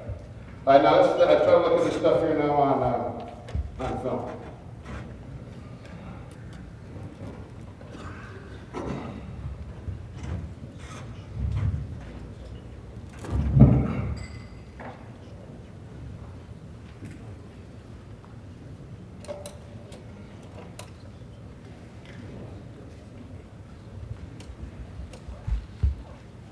I drive. All right, you can go ahead and use the drive. I use the shoots once in a while, just work against the butt backer. Step with the inside foot, boom, hands inside. And just drive it. Hands got inside. Just a little drill. I don't use the board because you're kind of on an angle, but again, it's something you can use when you have pads on. I think this is a drill that's similar to what we do. You get pads on, you get a contact, I try to get this guy to shoot his hands in there. Again, you don't want to be coaching the guy on defense too much, right? And that's the problem. Hopefully in this drill, you get the guy to give a good look, and we're driving. Is that the left end? Is that the left end? Or it would be a stand-up buck, right? I mean, that's your tight end's on the left side. Yes. He's not blocking down. It's not the No, this is just a straight drive block. Left tight end. All right, here's now. I think if you can get with your linebacker coach and do as much as you want, because this is about as good as it gets. I mean, you can practice all that stuff in the shoots. Get on the linebackers on the line, right? Just leave one on, right? This is a straight block. Subtle step, boom, drive down the middle, right? Work the hands underneath, right? There's no ball carrier there. It kind of gets like all-star wrestling, but you get a feel for driving, work the hands back underneath, work, keep on driving. I think he gets something out of that. Right? He gets something out of that because it's good resistance. It's going against a good guy. There's no running back. But that's basically how this guy's going to play it. And your hat may not get down the center line. It's a little bit on the side. Whistle blows you okay. All right? Here it is right here. We do this block probably on what we call the drop. It's like a Fox 2 run. All right? The guy turned outside. Just work. This is Brent Jones. This is probably the only blocking thing he's on this tape. But he does a decent job on this play because he's going against the buck. You'll see big thing here is his step, and he's working his hands to replace his hands underneath. See the hand, like you can't keep probably the back hand. See it? His left hand right there works back underneath. Replacing the hand. Replacing the hand. This play that's a draw, you don't know where it's going to go. It may bounce outside, so do the best you can. Take him where he wants to go, and the back's got to go where he wants to go. All right, here against the Cowboys, 25 look. That's about as tight as we see a guy. Right down the middle. Hopefully I can see part of his face now. Now, the guy sees the ball coming on right Nathan's side, work the hand underneath, come alive. I like this part here. Be a dick. Finish. Finish the block. I mean, you could give up right there. You could say, hey, I'm okay. But he's right there. There's appearance. Try to push, stay alive. All right? Now, here is Wayne Simmons. He is a classic Matador guy. You'll see we'll come a little bit more under control. And see Simmons trying to jerk it there. That's just a classic duck block. His feet get tight. Can't do it. All right? And now you've got him blocked. Now he's picking aside. Staying after him. All right? Don't take those guys' stuff. They kind of treat tight ends like saying, hey, you shouldn't be blocking. All right? One thing you're going to be is going to be tough. All right? All right? Be a dick. A little shot right there, son of a bitch. All right? Get after guys at it. When you're a tight end, they expect you to block like a tackle and run like a wide receiver. Well, we'll make sure that you try to do the best you can to block like a goddamn tackle. The best thing that's happened probably, and Bob has said this, with our success this year running the ball, the 49ers, was number one, the addition of Garrison Hurst. Sorry, Bob, but you got a good one anyway. So the addition of Garrison Hurst to our offense, and also the ability that we've got a blocking tight end. All right? They can still run the routes that we want to in the passing game. But the blocking tight end and the tailback can improve your running games, especially in any type of offense. All right, now, here's how not to do it. Here's Seth Joyner. Now he comes off, this is his first snap of the game, comes off, got pulled down. He did it right the first time, but again, he came off the second time, he blocks his guys better, but this is the Matador technique we're talking about that you can't have happen. You can't be in the ground and him be ready to make the play. You'll see here, he's upright, his knees aren't bent, he's leaning into him, straight up in the air, and just gets pulled down. That's the thing you've got to avoid on the Matador technique.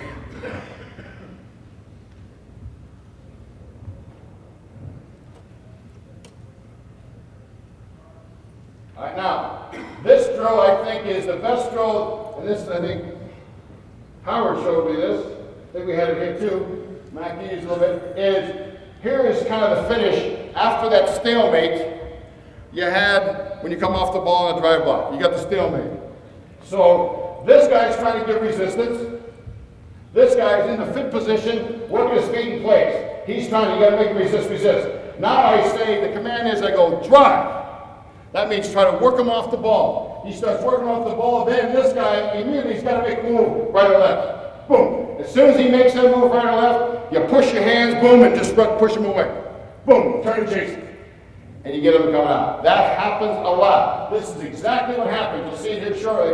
It's exactly what happens in the game. When something happens, this guy makes a move either there, or he just hangs his hand out there, or he makes a move outside. The key to this whole drill is that guy right there.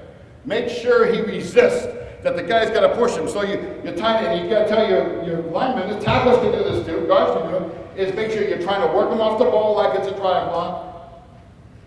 Come on, move and see the best seat. Do the best seat as an athlete to come and maintain and stay confident.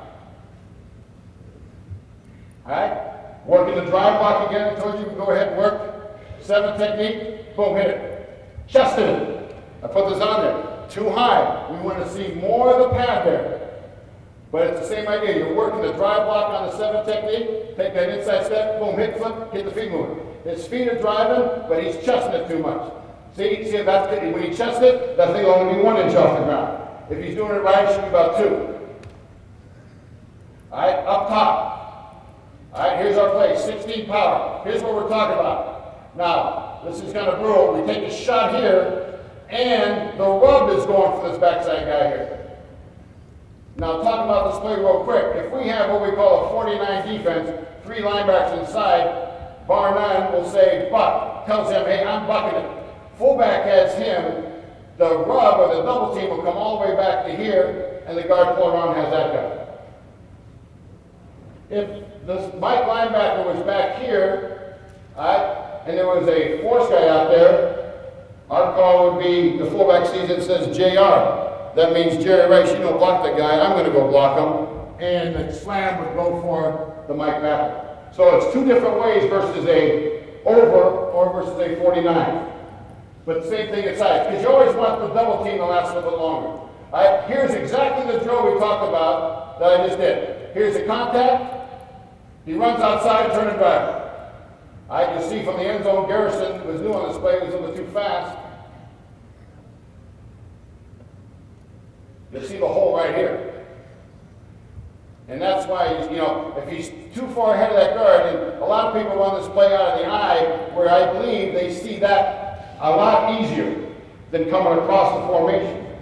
But as you can see here, inside foot, drive him, here he comes outside. Because he sees this right here. Outside, boom, turn and take him. That's exactly the drill that I just worked on with the resistance. Everybody agree?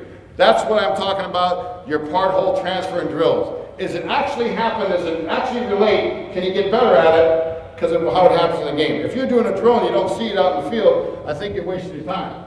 There's no transfer. What you're doing is just waiting for the T period to come up.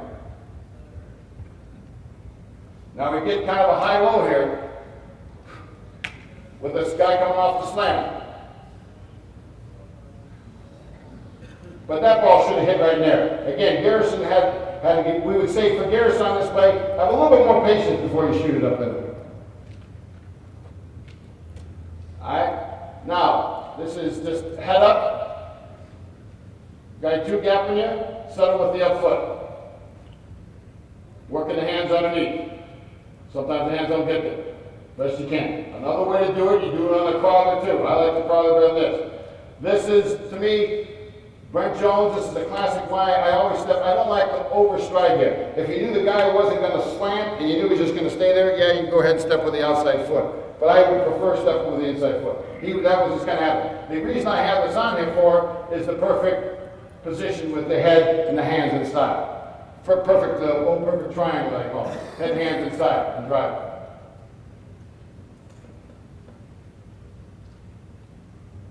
All right, right here, here's the same play again.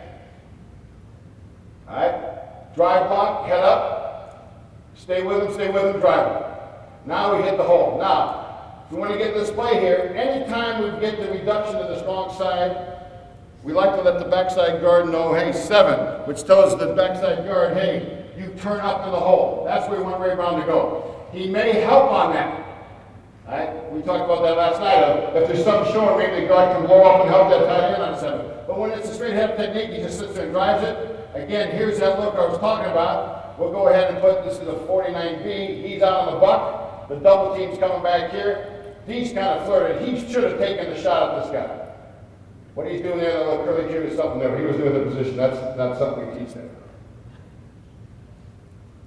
But looking at the tight end, he makes the contact, stalemate. Keep working, there goes the hand there. Finish it. Get your 5 yards. Here's a head-up technique that plays inside. Just keep fighting forward, right? Plays inside. Now, if you assume the guard goes there, if he really flattens, now there's a situation, a lot of people say, well, why don't we just tell the guard to go outside all the time? If the tight end, he's going to have to think, can collapse that guy coming inside, then we'll take it all the way outside.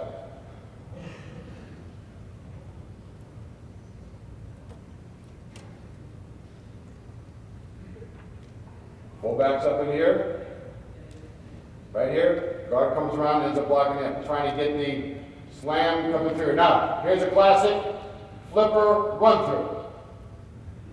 Gogan's way too high. He's looking at all the people we got. The guy that's been there the least amount of days is the guy that probably plays the highest. And I think that's a classic example of working the crowder and staying low. He's only been there a year and kind of resisting kind of the things he does because he's been in the league all the time. But it's a classic example. Everybody's low except the one guy that was new.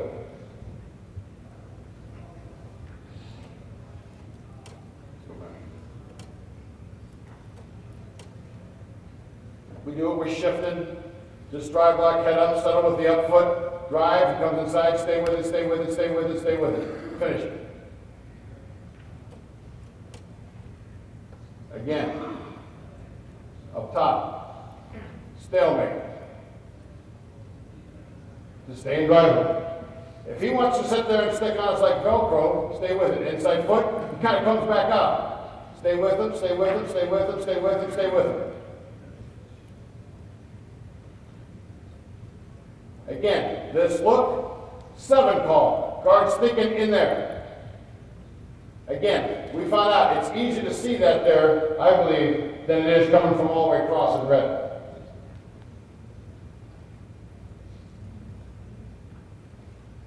Alright, here again, is this just a drive block here against a stand-up buck?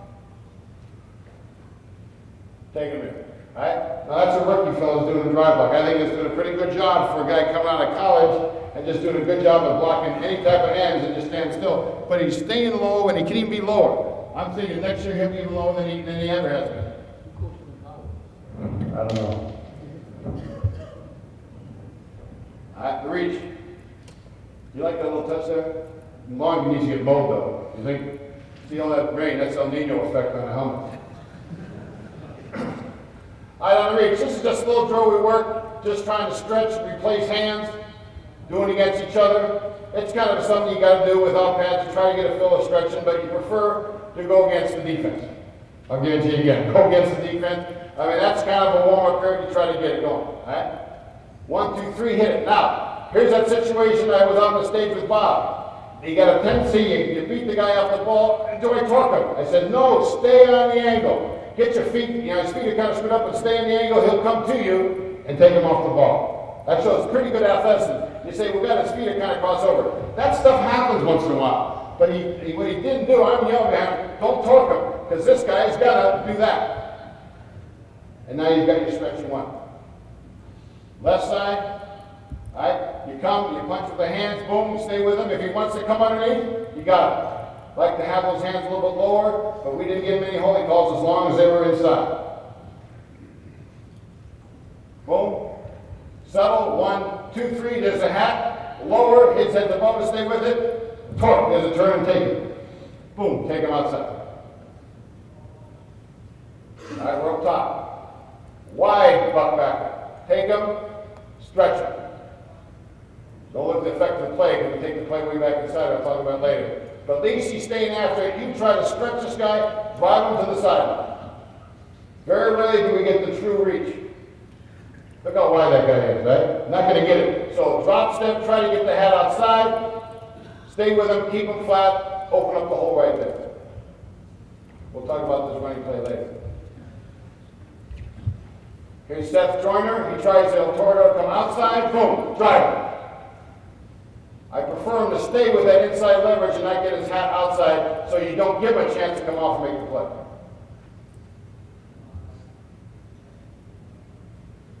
Again, there's your force in there. Boom. Turn. The guy wants to turn. Turn and take him. Get the shoot up. Get the ball up here. We'll talk about that combination a little later.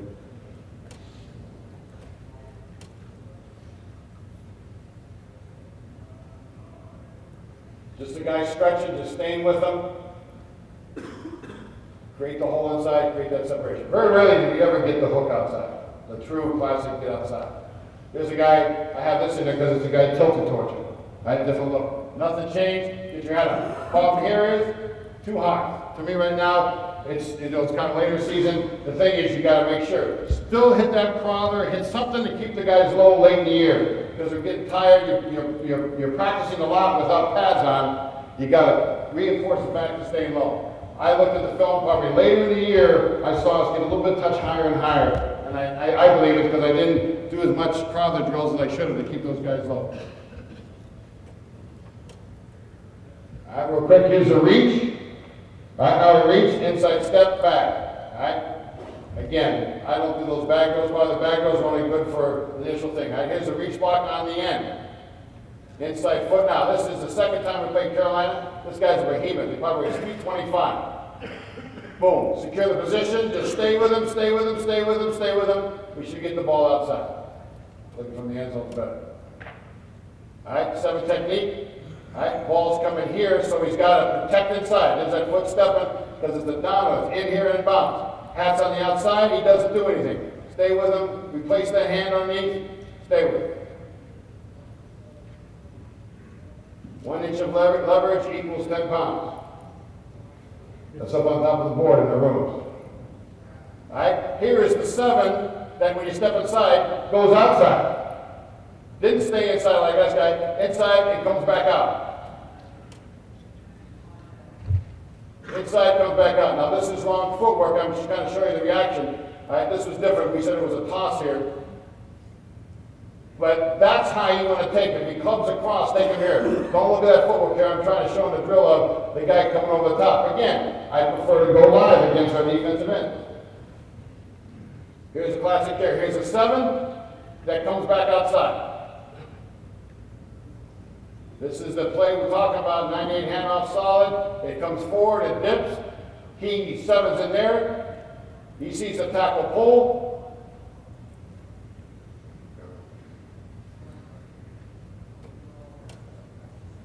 Seven technique. Club him back outside, just turn and take him that way. All right? You can't reach him. As soon as he sees this, he's clubbing across. So just turn and take him that way. Ball come underneath.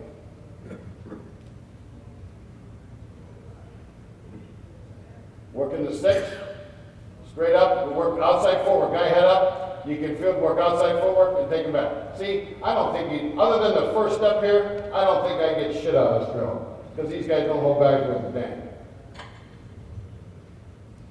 Outside footwork first, this is better. Work with your defensive end. They'll do it. All right, sometimes you're afraid to go with it against the stand, so go ahead. Outside footwork, hands inside, that's a reach right there. The guy was head up and he just went to our inside. Outside footwork. Here it is up top.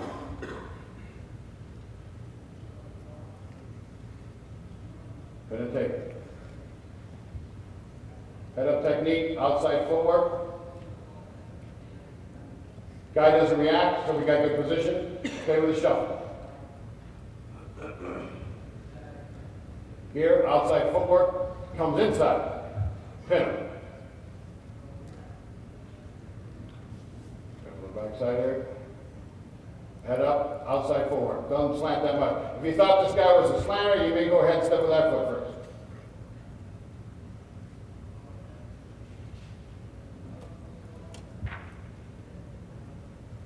All right? Technique there that slants inside. Do the best you can to pick them up. Outside footwork and a slant.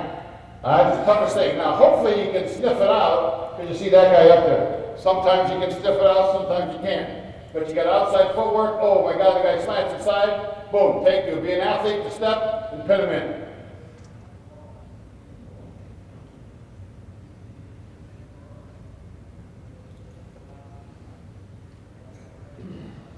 Outside footwork, slant, pin. You see that, I'll talk about this play again, that's like coming across the formation.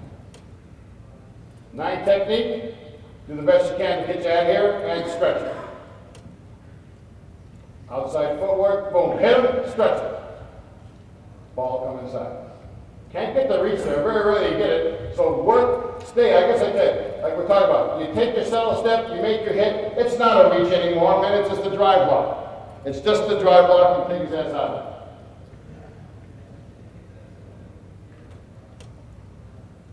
Alright, that outside technique 9 coming across your face. It happens, it's a tough thing, do the best you can. Hopefully you can step out best you can to come in and nick the guy. He loses his feet here, but do as good as you can. It happens. You go here, oh, boom. Do the best you can to nick him, and hopefully we can get ourselves outside. If you knew it was going to happen a lot, I'd say he could have sniffed that out. That's not a normal line. You can see the guy tighten down a bit. If that's the case here, I tighten down, I wouldn't overreach it as much. Or you can settle with the inside foot. Right there, it kind of pulls it down, but I just do the best you can. Wide technique coming up, we talked about it, T-factor. Open up, kick out.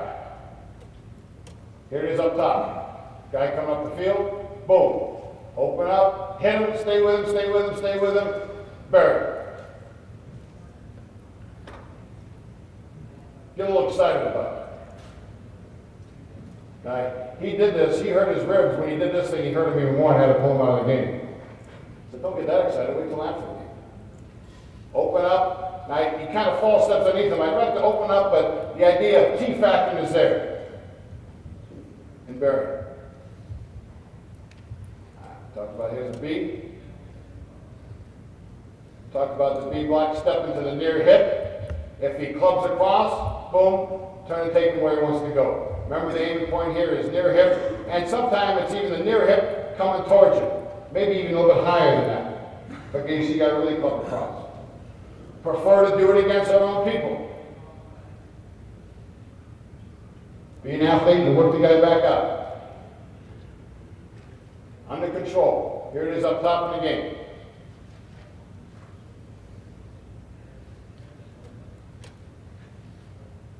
Boom, tackle pull, and he knows when the tackle pulls that most likely he's going to come over the top. Settle, boom, stay with it. Stay with it. Stay with it. Alright? What happens if you're angle blocking and the guy slants down inside? Do the best you can to keep on your feet and nickel. Hopefully you get some of that. I don't have an answer for that. Hopefully the tackle can sniff that out, I use a word, and say, hey, we can't B block it, let's go ahead and 9 it. But I don't know if he could have done that there. He looks like he's in a pretty 5 technique. We said, hey, we're going to do it all the time. Now the guy does this. Do his best job you can just to try to nickel. And sometimes that works. Other than that, you prefer there to have a man call. All right, here's the reverse shoulder. We get the only way you practice it, because your defensive guys won't let you practice it. You can't do it in scrimmages. You got to do it in games. So the only way you practice it is with this bag. All right, you want to make sure you have the forearm and the elbow just nick the front of the bag like that. Take a quick step on the ground. Don't step underneath yourself. Step right there. Get that foot on the ground and reverse. And you just land like boom. Cat on timber. We drop the cat off. Boom. Snap your feet. This way. Boom. Lead, quick step on the ground. The reason that step's there is you don't want to step underneath yourself. And if for some reason he does land inside, you forget about the reverse part. You just go an angle block together.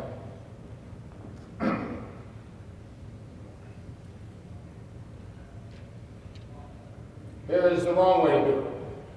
That's what you got to avoid. They have a tendency to bring that foot underneath them. What happens there is you're not going to stop the penetration. You're a little bit slower on it. Here it is right here. Boom, tall timber.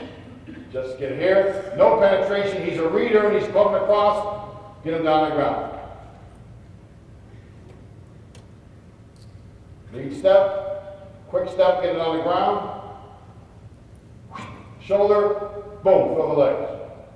That's the purpose. If anything, yeah, he gets back up, may make the play, but you made him get down on the ground and have to get back up. They hate to get up and down off the ground. Wear him down after game. Mix it up on him so he doesn't know it's not always an angle block on him. Use a changeup. It also helps if you can get this guy down. It may help your center reaching that shaded nose. This like domino effect, it gets him out, helps at center there. Boom, get him down. Here we go. Now right there, if he kept his feet, we might have won that game. That's the one key play there. We didn't end up just getting a field goal there. Lost by a couple points. He just trips up there. We thought maybe he should have broke that one. Again, reverse shoulder. He still has a problem. He's stepping underneath himself a little bit here. He's kind of taking that step, boom. Reverse. I don't like, see, he's kind of falling on his hip. Legs got to come around a little bit quicker.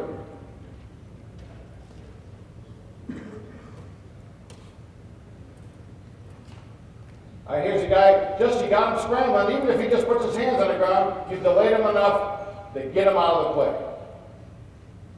It's a good changeup. You got to have guys that want to go down on the ground and do this. But I guarantee you, it's the only way I'm convinced that you can stop a penetrator or a clubber. Reverse shoulder. All right, now, talked about it real quick, the power angle. Now your tackle's blocking down, he's not pulling. Tight end knows that. Here's the power play. All right, versus this look where we're double teaming here. He's got a power angle. Take the angle you've got, stay with the leverage, and drive. Now you know nothing's happening. This is off the power. Take, prevent penetration, and drive.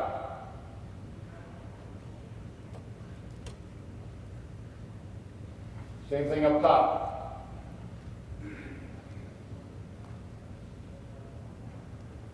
Usually you only get that A blocking on this play is when you get this look. Sometimes you talk about that. Sometimes you don't want the double team all the time. This is versus, you talk about this here, we're talking about that. Here's how we block it versus the not-a-hole look. We talked about that last night. One snap we had it. We'll go ahead and knife here. Center's by himself. Rub here. Tight end's by himself, and we come around there. That's my one look at it. I didn't have that tape with me last night. That's how we checked the power versus the nominal. All right, double team. Slam. Remember, we practice it this way. This is for assignments only. Outside footwork, coming off. Really, we want to get movement. I'm just trying to get the position. We want these guys on movement to get you off the ball. Then maybe somebody run through. Basically, outside footwork with it and getting the movement off the ball. I don't like using against bags. I'd rather do it against this look here. Here's inside footwork though, working it, boom, and trying to work the guy off the ball. Here it is right here. Now, this is what I like to see. This guy's feet are off the ground. That's some explosion there. His feet are off the ground. That's a good initial part when we talk about double. He is off the goddamn ground going straight back. Scrappy. Alright, here he decided he used inside footwork because he said, hey, he's a little tight, he may work it. Boom. Knock him off the ball. Now, Scrappy probably figured that this guy was slack. His head's buried in there. Probably don't like that a lot. But you can see he worked with his collision, he worked his head to get back up. And again, on this play, guys, you see, we take a shot with this guy up here and don't worry about this guy. Because we have enough stuff with Steve Young coming out and keepers that guy better beat it. He ends up chasing. Next time we run it, we go ahead and run a keeper. We're out of it. All right, here's again. Inside footwork. Taking the guy off the ball, I believe. Because he's in tight. Drive him straight back. Tight end. Don't be in a hurry. Stay on. Make the guy come over the top. All right, now working on run-throughs. How am I doing on time, Bob? What I got? Got 15 minutes. Shit, I gotta hurry up. All right.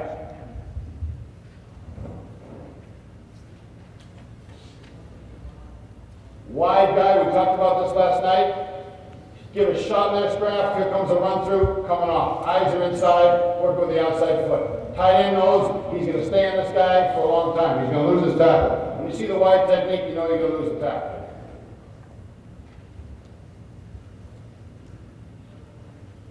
This is a new guy here, Jamie Brown, that we got from Denver. Big, tall, long-legged guy. Now we got the Mike coming through.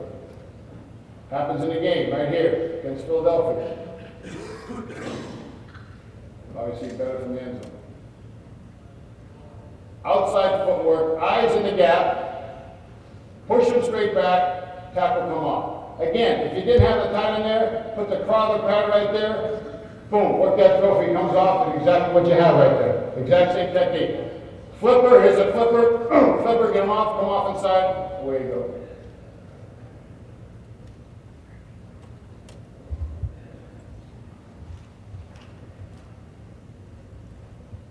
Same thing here.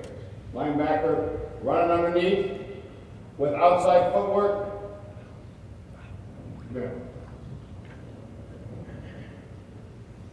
Now we're talking about guys slanting inside. Tight end coming off of the backside. Outside footwork with the slam and a guy cross shades. It happens. Do the best job you can, tackle to come and get him. This is where you probably prefer to step on the inside foot. But you already made a determination he's wide. Boom, be a good athlete to stay with it. Tight end, next thing he comes towards you. Take it.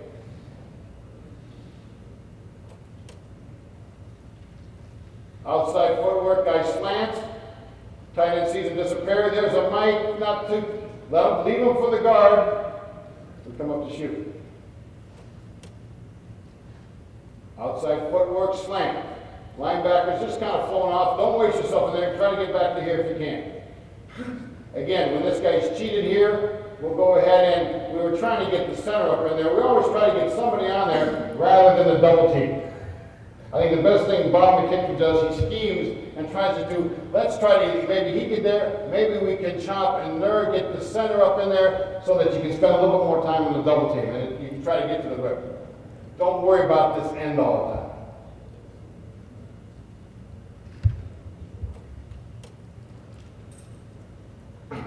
Again, now here's inside footwork. I get to the end zone. Head up, obviously you got to go inside footwork here. Boom. Don't go block that guy, tight end. Wait for the second guy. Bring it right up in the shoot.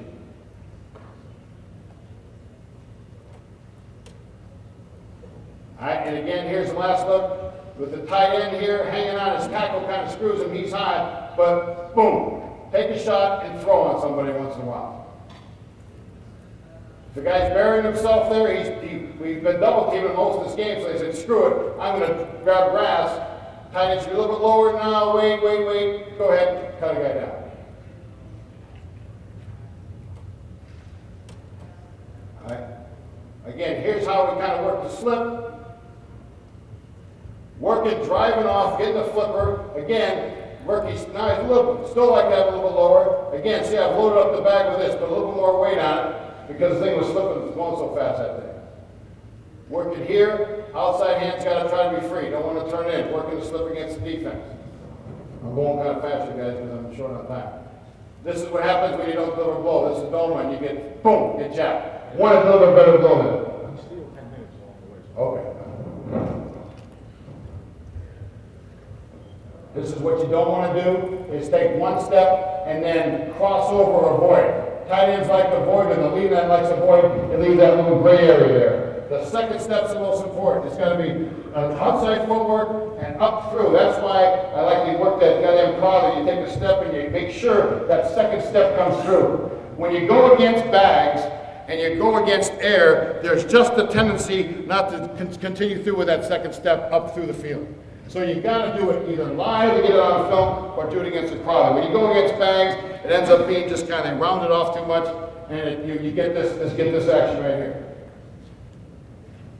They try to peek for the guy coming over the top. You don't want that to happen. Sometimes this happens here when the guy just slants and doesn't do anything. You kind of like to keep that hand free, but it just attracts him sometimes. But do the best you can to stay square and just come off. The tackle can pick that guy up. Like it happened like right here. If you see, most of our stuff is, if I get time to get some of the running play, most of our stuff is pinch the defense inside before you run an outside play. Rather than stretch it or toss it, it's draw the defense tight, then bounce it. Alright? Two theories of it. A lot of people just like to run the stretch play, hand out, stretch the defense initially, then cut back. The whole theory of a lot of our stuff, either in one back or two, is draw them in tight and then have the ability to bounce. And that's basically, that's our philosophy. But you can have it, either one's good. I've been in toss, basic pitch against USC. I've been with a stretch team when I was at Michigan State. This theory now is draw them in tight to get you stretch outside. Or, like I said, the other theory is stretch them now and cut it back. It's what you believe in and what your back's probably the best at. This way, I guess there's, you get the seams, you cut it back inside them. All right, here's the 9 technique, we can work here. Now you work here hard, there is he's trying to work the flipper. Remember, you may lose your tackle at all times. All right, so you got to think you block that in all the way. Work the same thing here with a run through. Still, he can always outside footwork, second step up. That guy's not bad. He's been trained. He's got a guy. That's how he's working here with bag. Other than the footwork and assignments, I think that goes wasted. Here it is up top here. Downhill, we're slipping and bouncing. 7 technique, outside footwork. Knows his tackle's there. Tackle does a good job with his eyes on the run through. Nice job on the run by Scrapper. Boom! Knock him down. There's your whole inside. Alright? Once in a while we like to work outside footwork, up into it, and throw. Now I prefer when we throw to make, I don't want to land on his shoulder. I want to see grass stains on your front. When you throw, I want to see it. Dive out and get grass stains up front. Don't want you to roll over to protect yourself. The only guy, we'll show some more drills, the guy's very good. But I'd rather see, boom. I want you to fly right like that. Extend yourself. This little bag, I want that cut just right there, boom, fling it out. Get them to get their ass on the ground. Here it is up here.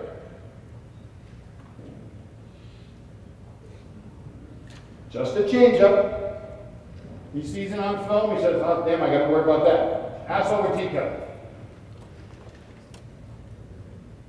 Now we couldn't reach the 3 here, but again, the techniques are, there's the flipper, outside footwork, flip, boom, jab him, boom, cut his ass back.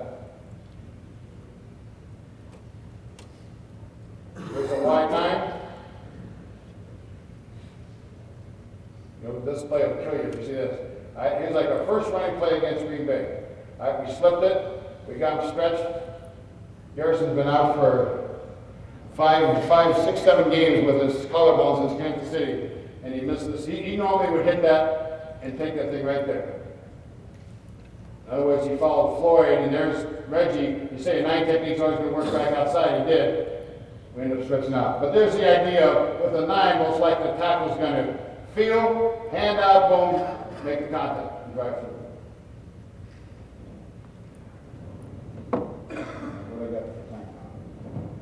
While I'm here, keep the lights down. While I'm here, I'll talk about. Oh, 20 minutes. Oh, okay, I'm good. Well, then I'll come back to this. I still have 10. Huh? I still have 10 for you. Still 10? Okay, good. Let me go. I'll get the one play down and go under practice, and that should be good. So Charlotte will cut this thing.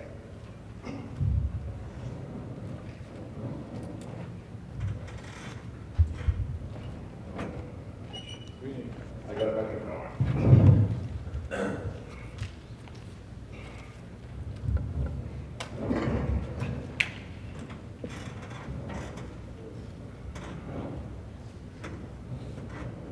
Okay, that play real quickly, I'll go in one play is the one we're all talking about, and I think a lot of you run it, is the handoff solid thing that you saw a lot in that film. Basically, I'll try to go on the fronts. Now, you see, what are all these numbers? Well, this is kind of how I go, there's another new system here I've learned. They number all the fronts. In the old days, that was just the 5-2. Well, it's a 34, 25, you thought it was always an under. Basically, to go real quick, you can ask about me later, but if it's a strong reduction, it's a 50 something in the 50s. If it's a weak reduction, it's in the 20s. And after that, if it's any 40 defense, it's a 49 or 59 based on what you were looking at. But the system, that's the system that Bob has right to learn it. When you go to a new place, you got to learn all this stuff. So on handoff solid, basically, we're in the eye. All right? And the combination, remember, the fullback wants to go downhill, and then he just kind of, he just redirect flashes himself. He basically is going to come up on force. Right? But he starts it making it looking like an ISO. Right? And then he just kind of bends and flares and works his path to the strong safety, to the force, but he always will help out if something shows. Tailback comes straight downhill, grabs the ball, dips, and is just what I think a lot of people in clinic have talked about. So it's essentially a bounce play from the eye, rather than one back. Steelers do it a ton, a lot of people do it. Basically, that's what you do. And so it's looking like ISO. It freezes those linebackers, it freezes the defense from coming at you. Now, you should be able, with it, you should now run this ISO in your regular, just run a straight lead in your offense, or you kind of wasting time, but just figure that's how you run. We run a lead draw and run the ISO. It's the same theory of back, it hasn't changed when I was at USC. If they're stopping the blast, you should run the pitch. If they're stopping the pitch, you should be running the blast. Same theory here. If they're running ISO and they're squeezing it, hey, chance to get this bounce play in there. If they're trying to get too wide and they're stopping your bounce play, run the ISO at it. And I guarantee you, and Tom Levant talked about last night, this guy has got to be, he's the man. Your fullback's got to be a blocker. If he doesn't have any courage, you're going to be in deep trouble. So versus a 34, you can do any combination here. It's a reach, it's a reach. Now what happens inside here, we talked about last night, it can be a zone concept there, it can be a man, you can pull there. We game plan it, game by game, what we think the best way to do it is. So what I'm saying is you can zone it here, or you can go ahead and F him around, based on what you want to do. Or if he thinks he can make it through there, go ahead and take a shot. Because it looks like ISO. You think you make it, don't worry about the zone, just go ahead and take it. But we've done all three. Basically, more than likely, we've just F'd the guy around, just like a horn pull for that back. Backside is the basic backside blocking where we're going down and we're cutting there. Backside tackle will go rip through, and he'll try to go get Plugger and cut him. If he get a shot, he's obviously going to float. But it's always our backside scheme. He'll cut that in. If he feels pressure, he'll cut him, because you'll see sometimes that play has come behind the nose, if you can believe it. It happened against true 34 teams, that play can come behind the nose.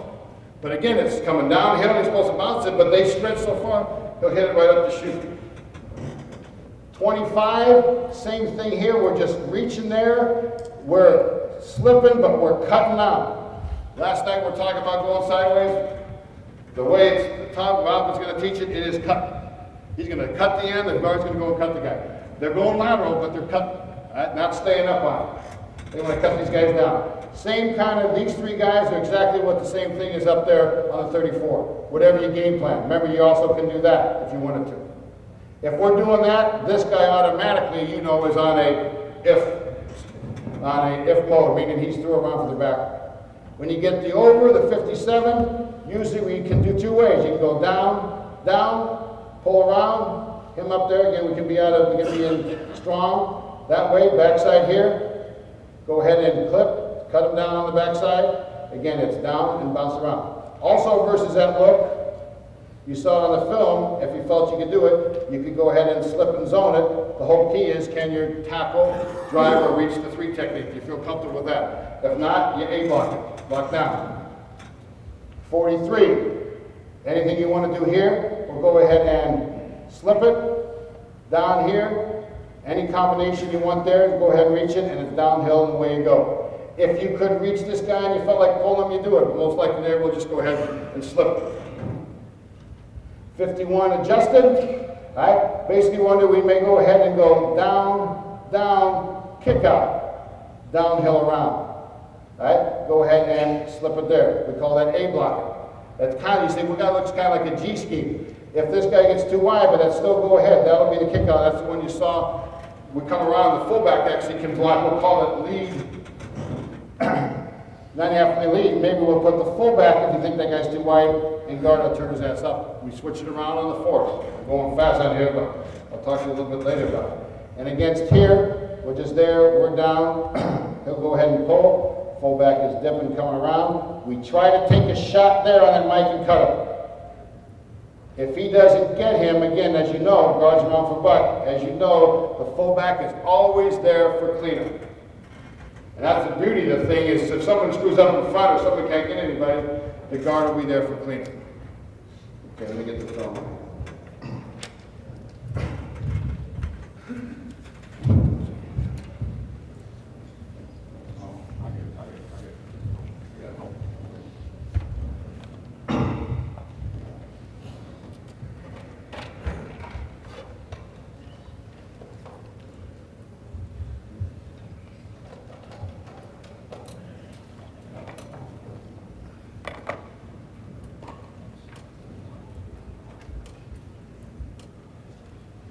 All right, 98 handoff solid, 34 front. Reach, pull it around, fullback dipping, here's the one coming behind the nose.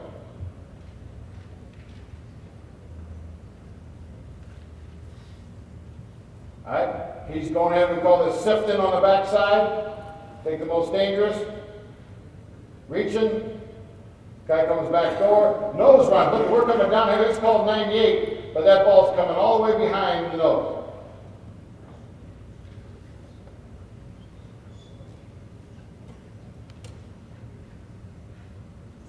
Effing around now, you got a 25, got a reduction. Here's what I'm talking about, the cut.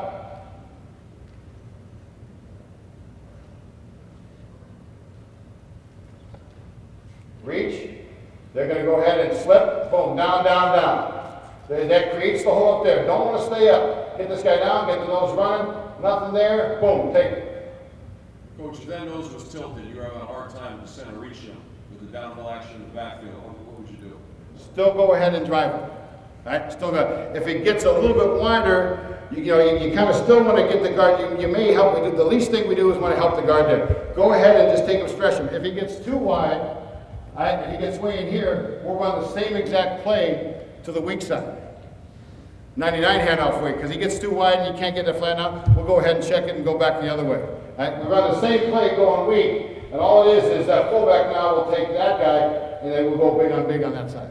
Okay? That's what we're saying. If this guy starts getting real heavy here and you can't drive him flat, we'll go ahead and take it the other way.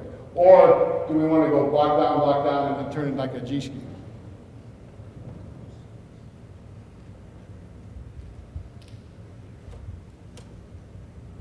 All right, here's a different look.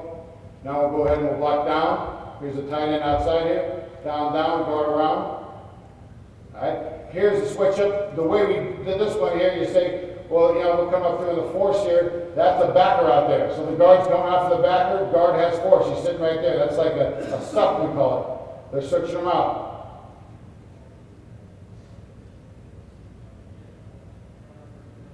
All right, down. See him coming up there. That's a fullback's man. Guard switches out wherever that linebacker is. He's outside wide. Go get him. Boom. Go and try to throw there and cut. Here's the situation. We like there for that guard to throw and knock that guy down. All right, you see the drill here in a minute. 49 front. Take a look here. There's your cut block.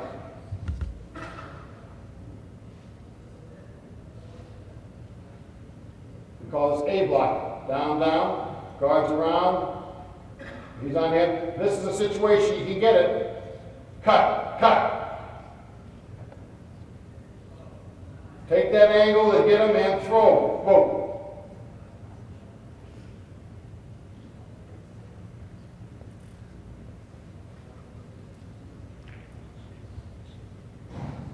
Same thing down here. Good shot to center. Taking that mic. Shoot up through there.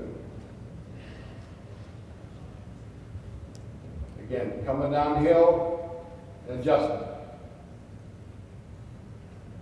The tight end's got to hold up on that end on that thing.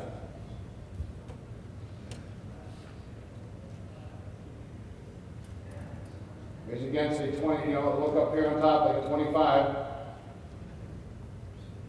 See the center, if the guy runs here, you talk about if we can get the center to run, it comes back behind him. Your question is, if he's even wider, if we think that as long as this guy can get this guy flattened out, we think we're still okay, because we believe we're going to be good on that backside cut. Coach, it's really technical to pull and tackle when he's kicking out that ball. Right here? He is gonna try to, he knows that guy's gonna stretch, right? So he pulls deep, he's gonna run until that guy wants to run. If he collapses inside, we'll go ahead and log him. If he's just gonna sit and run, you just keep on running with him and just stretch him, just keep on stretching him. He stretches as long as you are. He just becomes like the tight end if he was gonna reach it, right? If he doesn't try to think kick out unless the guy kicks himself out just naturally, right? If he wants to step down with a tight end, then obviously we'll try to log and go ahead and cut him. Again, here it is again, going behind the nose man. What's to the back reading on that, Coach Taylor? Right here. Basically, when he's coming downhill, he takes the ball here, and he just looks. He wants to just come downhill. If he happens to see a hole, we tell him, go ahead, take it. If it looks like we've got room outside, but he looks coming down here, he's just looking right at the tackle's block. If it's a B block, he might be looking right here. But if we give him freedom, if he sees something free backside, go ahead and take it. But basically, he'll be watching if it's a over front, he's reading the tight end's block, right? Coming down right to the outside leg of the tackle. Now, if you run this back open, you're giving up the block on the safety then? If you block which way? If you ran it back weak open, you'd be giving up the block on the safety. Yeah, we tried to get something happen over there. Yeah, we may run out of slot, but we give up the safety. Yes, correct. But usually if it's just looking, be here, full back up on him, and he bounces it anywhere, he wouldn't take it that way. If there's a guy coming up here with that force, if we try to get him there, if not, we probably motion across and try to get somebody over.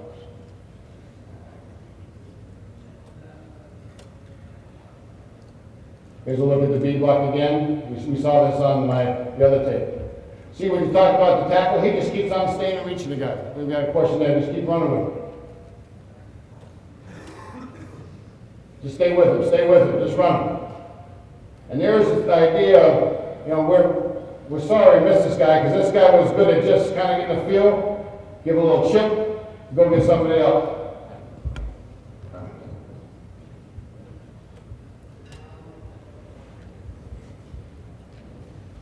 What if the nose was G'd all the way over? What would you guys do then? Like over here, this nose here? Yeah, close.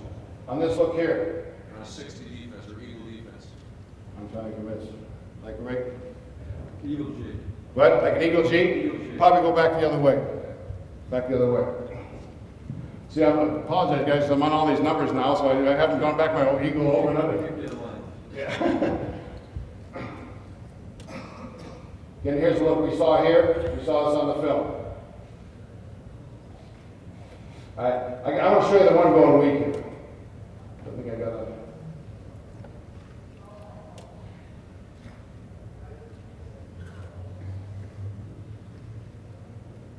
That's good.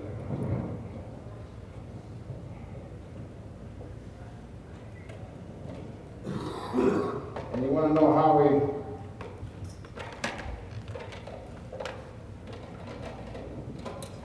practice the cut. I want to get this in here because I got 5 minutes.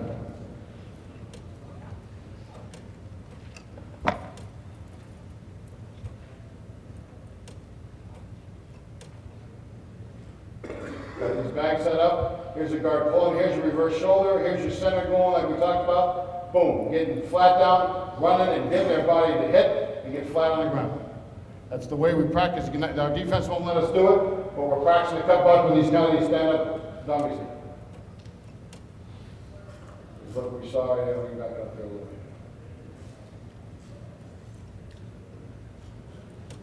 Between guard and center. Practice and cut. Tough for a guy, they don't want to do that a lot.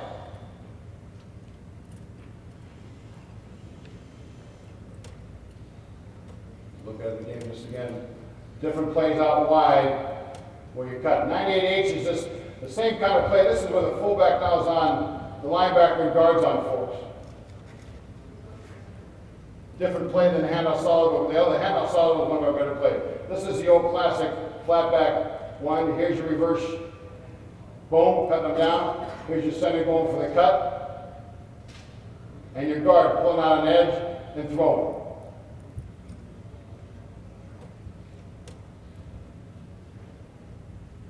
He hates doing this, go to ball down the ground like that.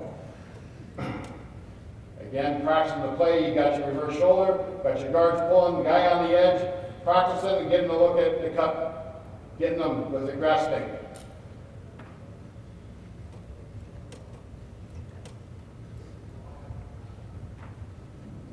I think we saw this one already. Guy coming on the edge, the block, attacking, cutting. I think I got to cut up a little too long. Thanks again, guys. I got some more stuff and more film, but.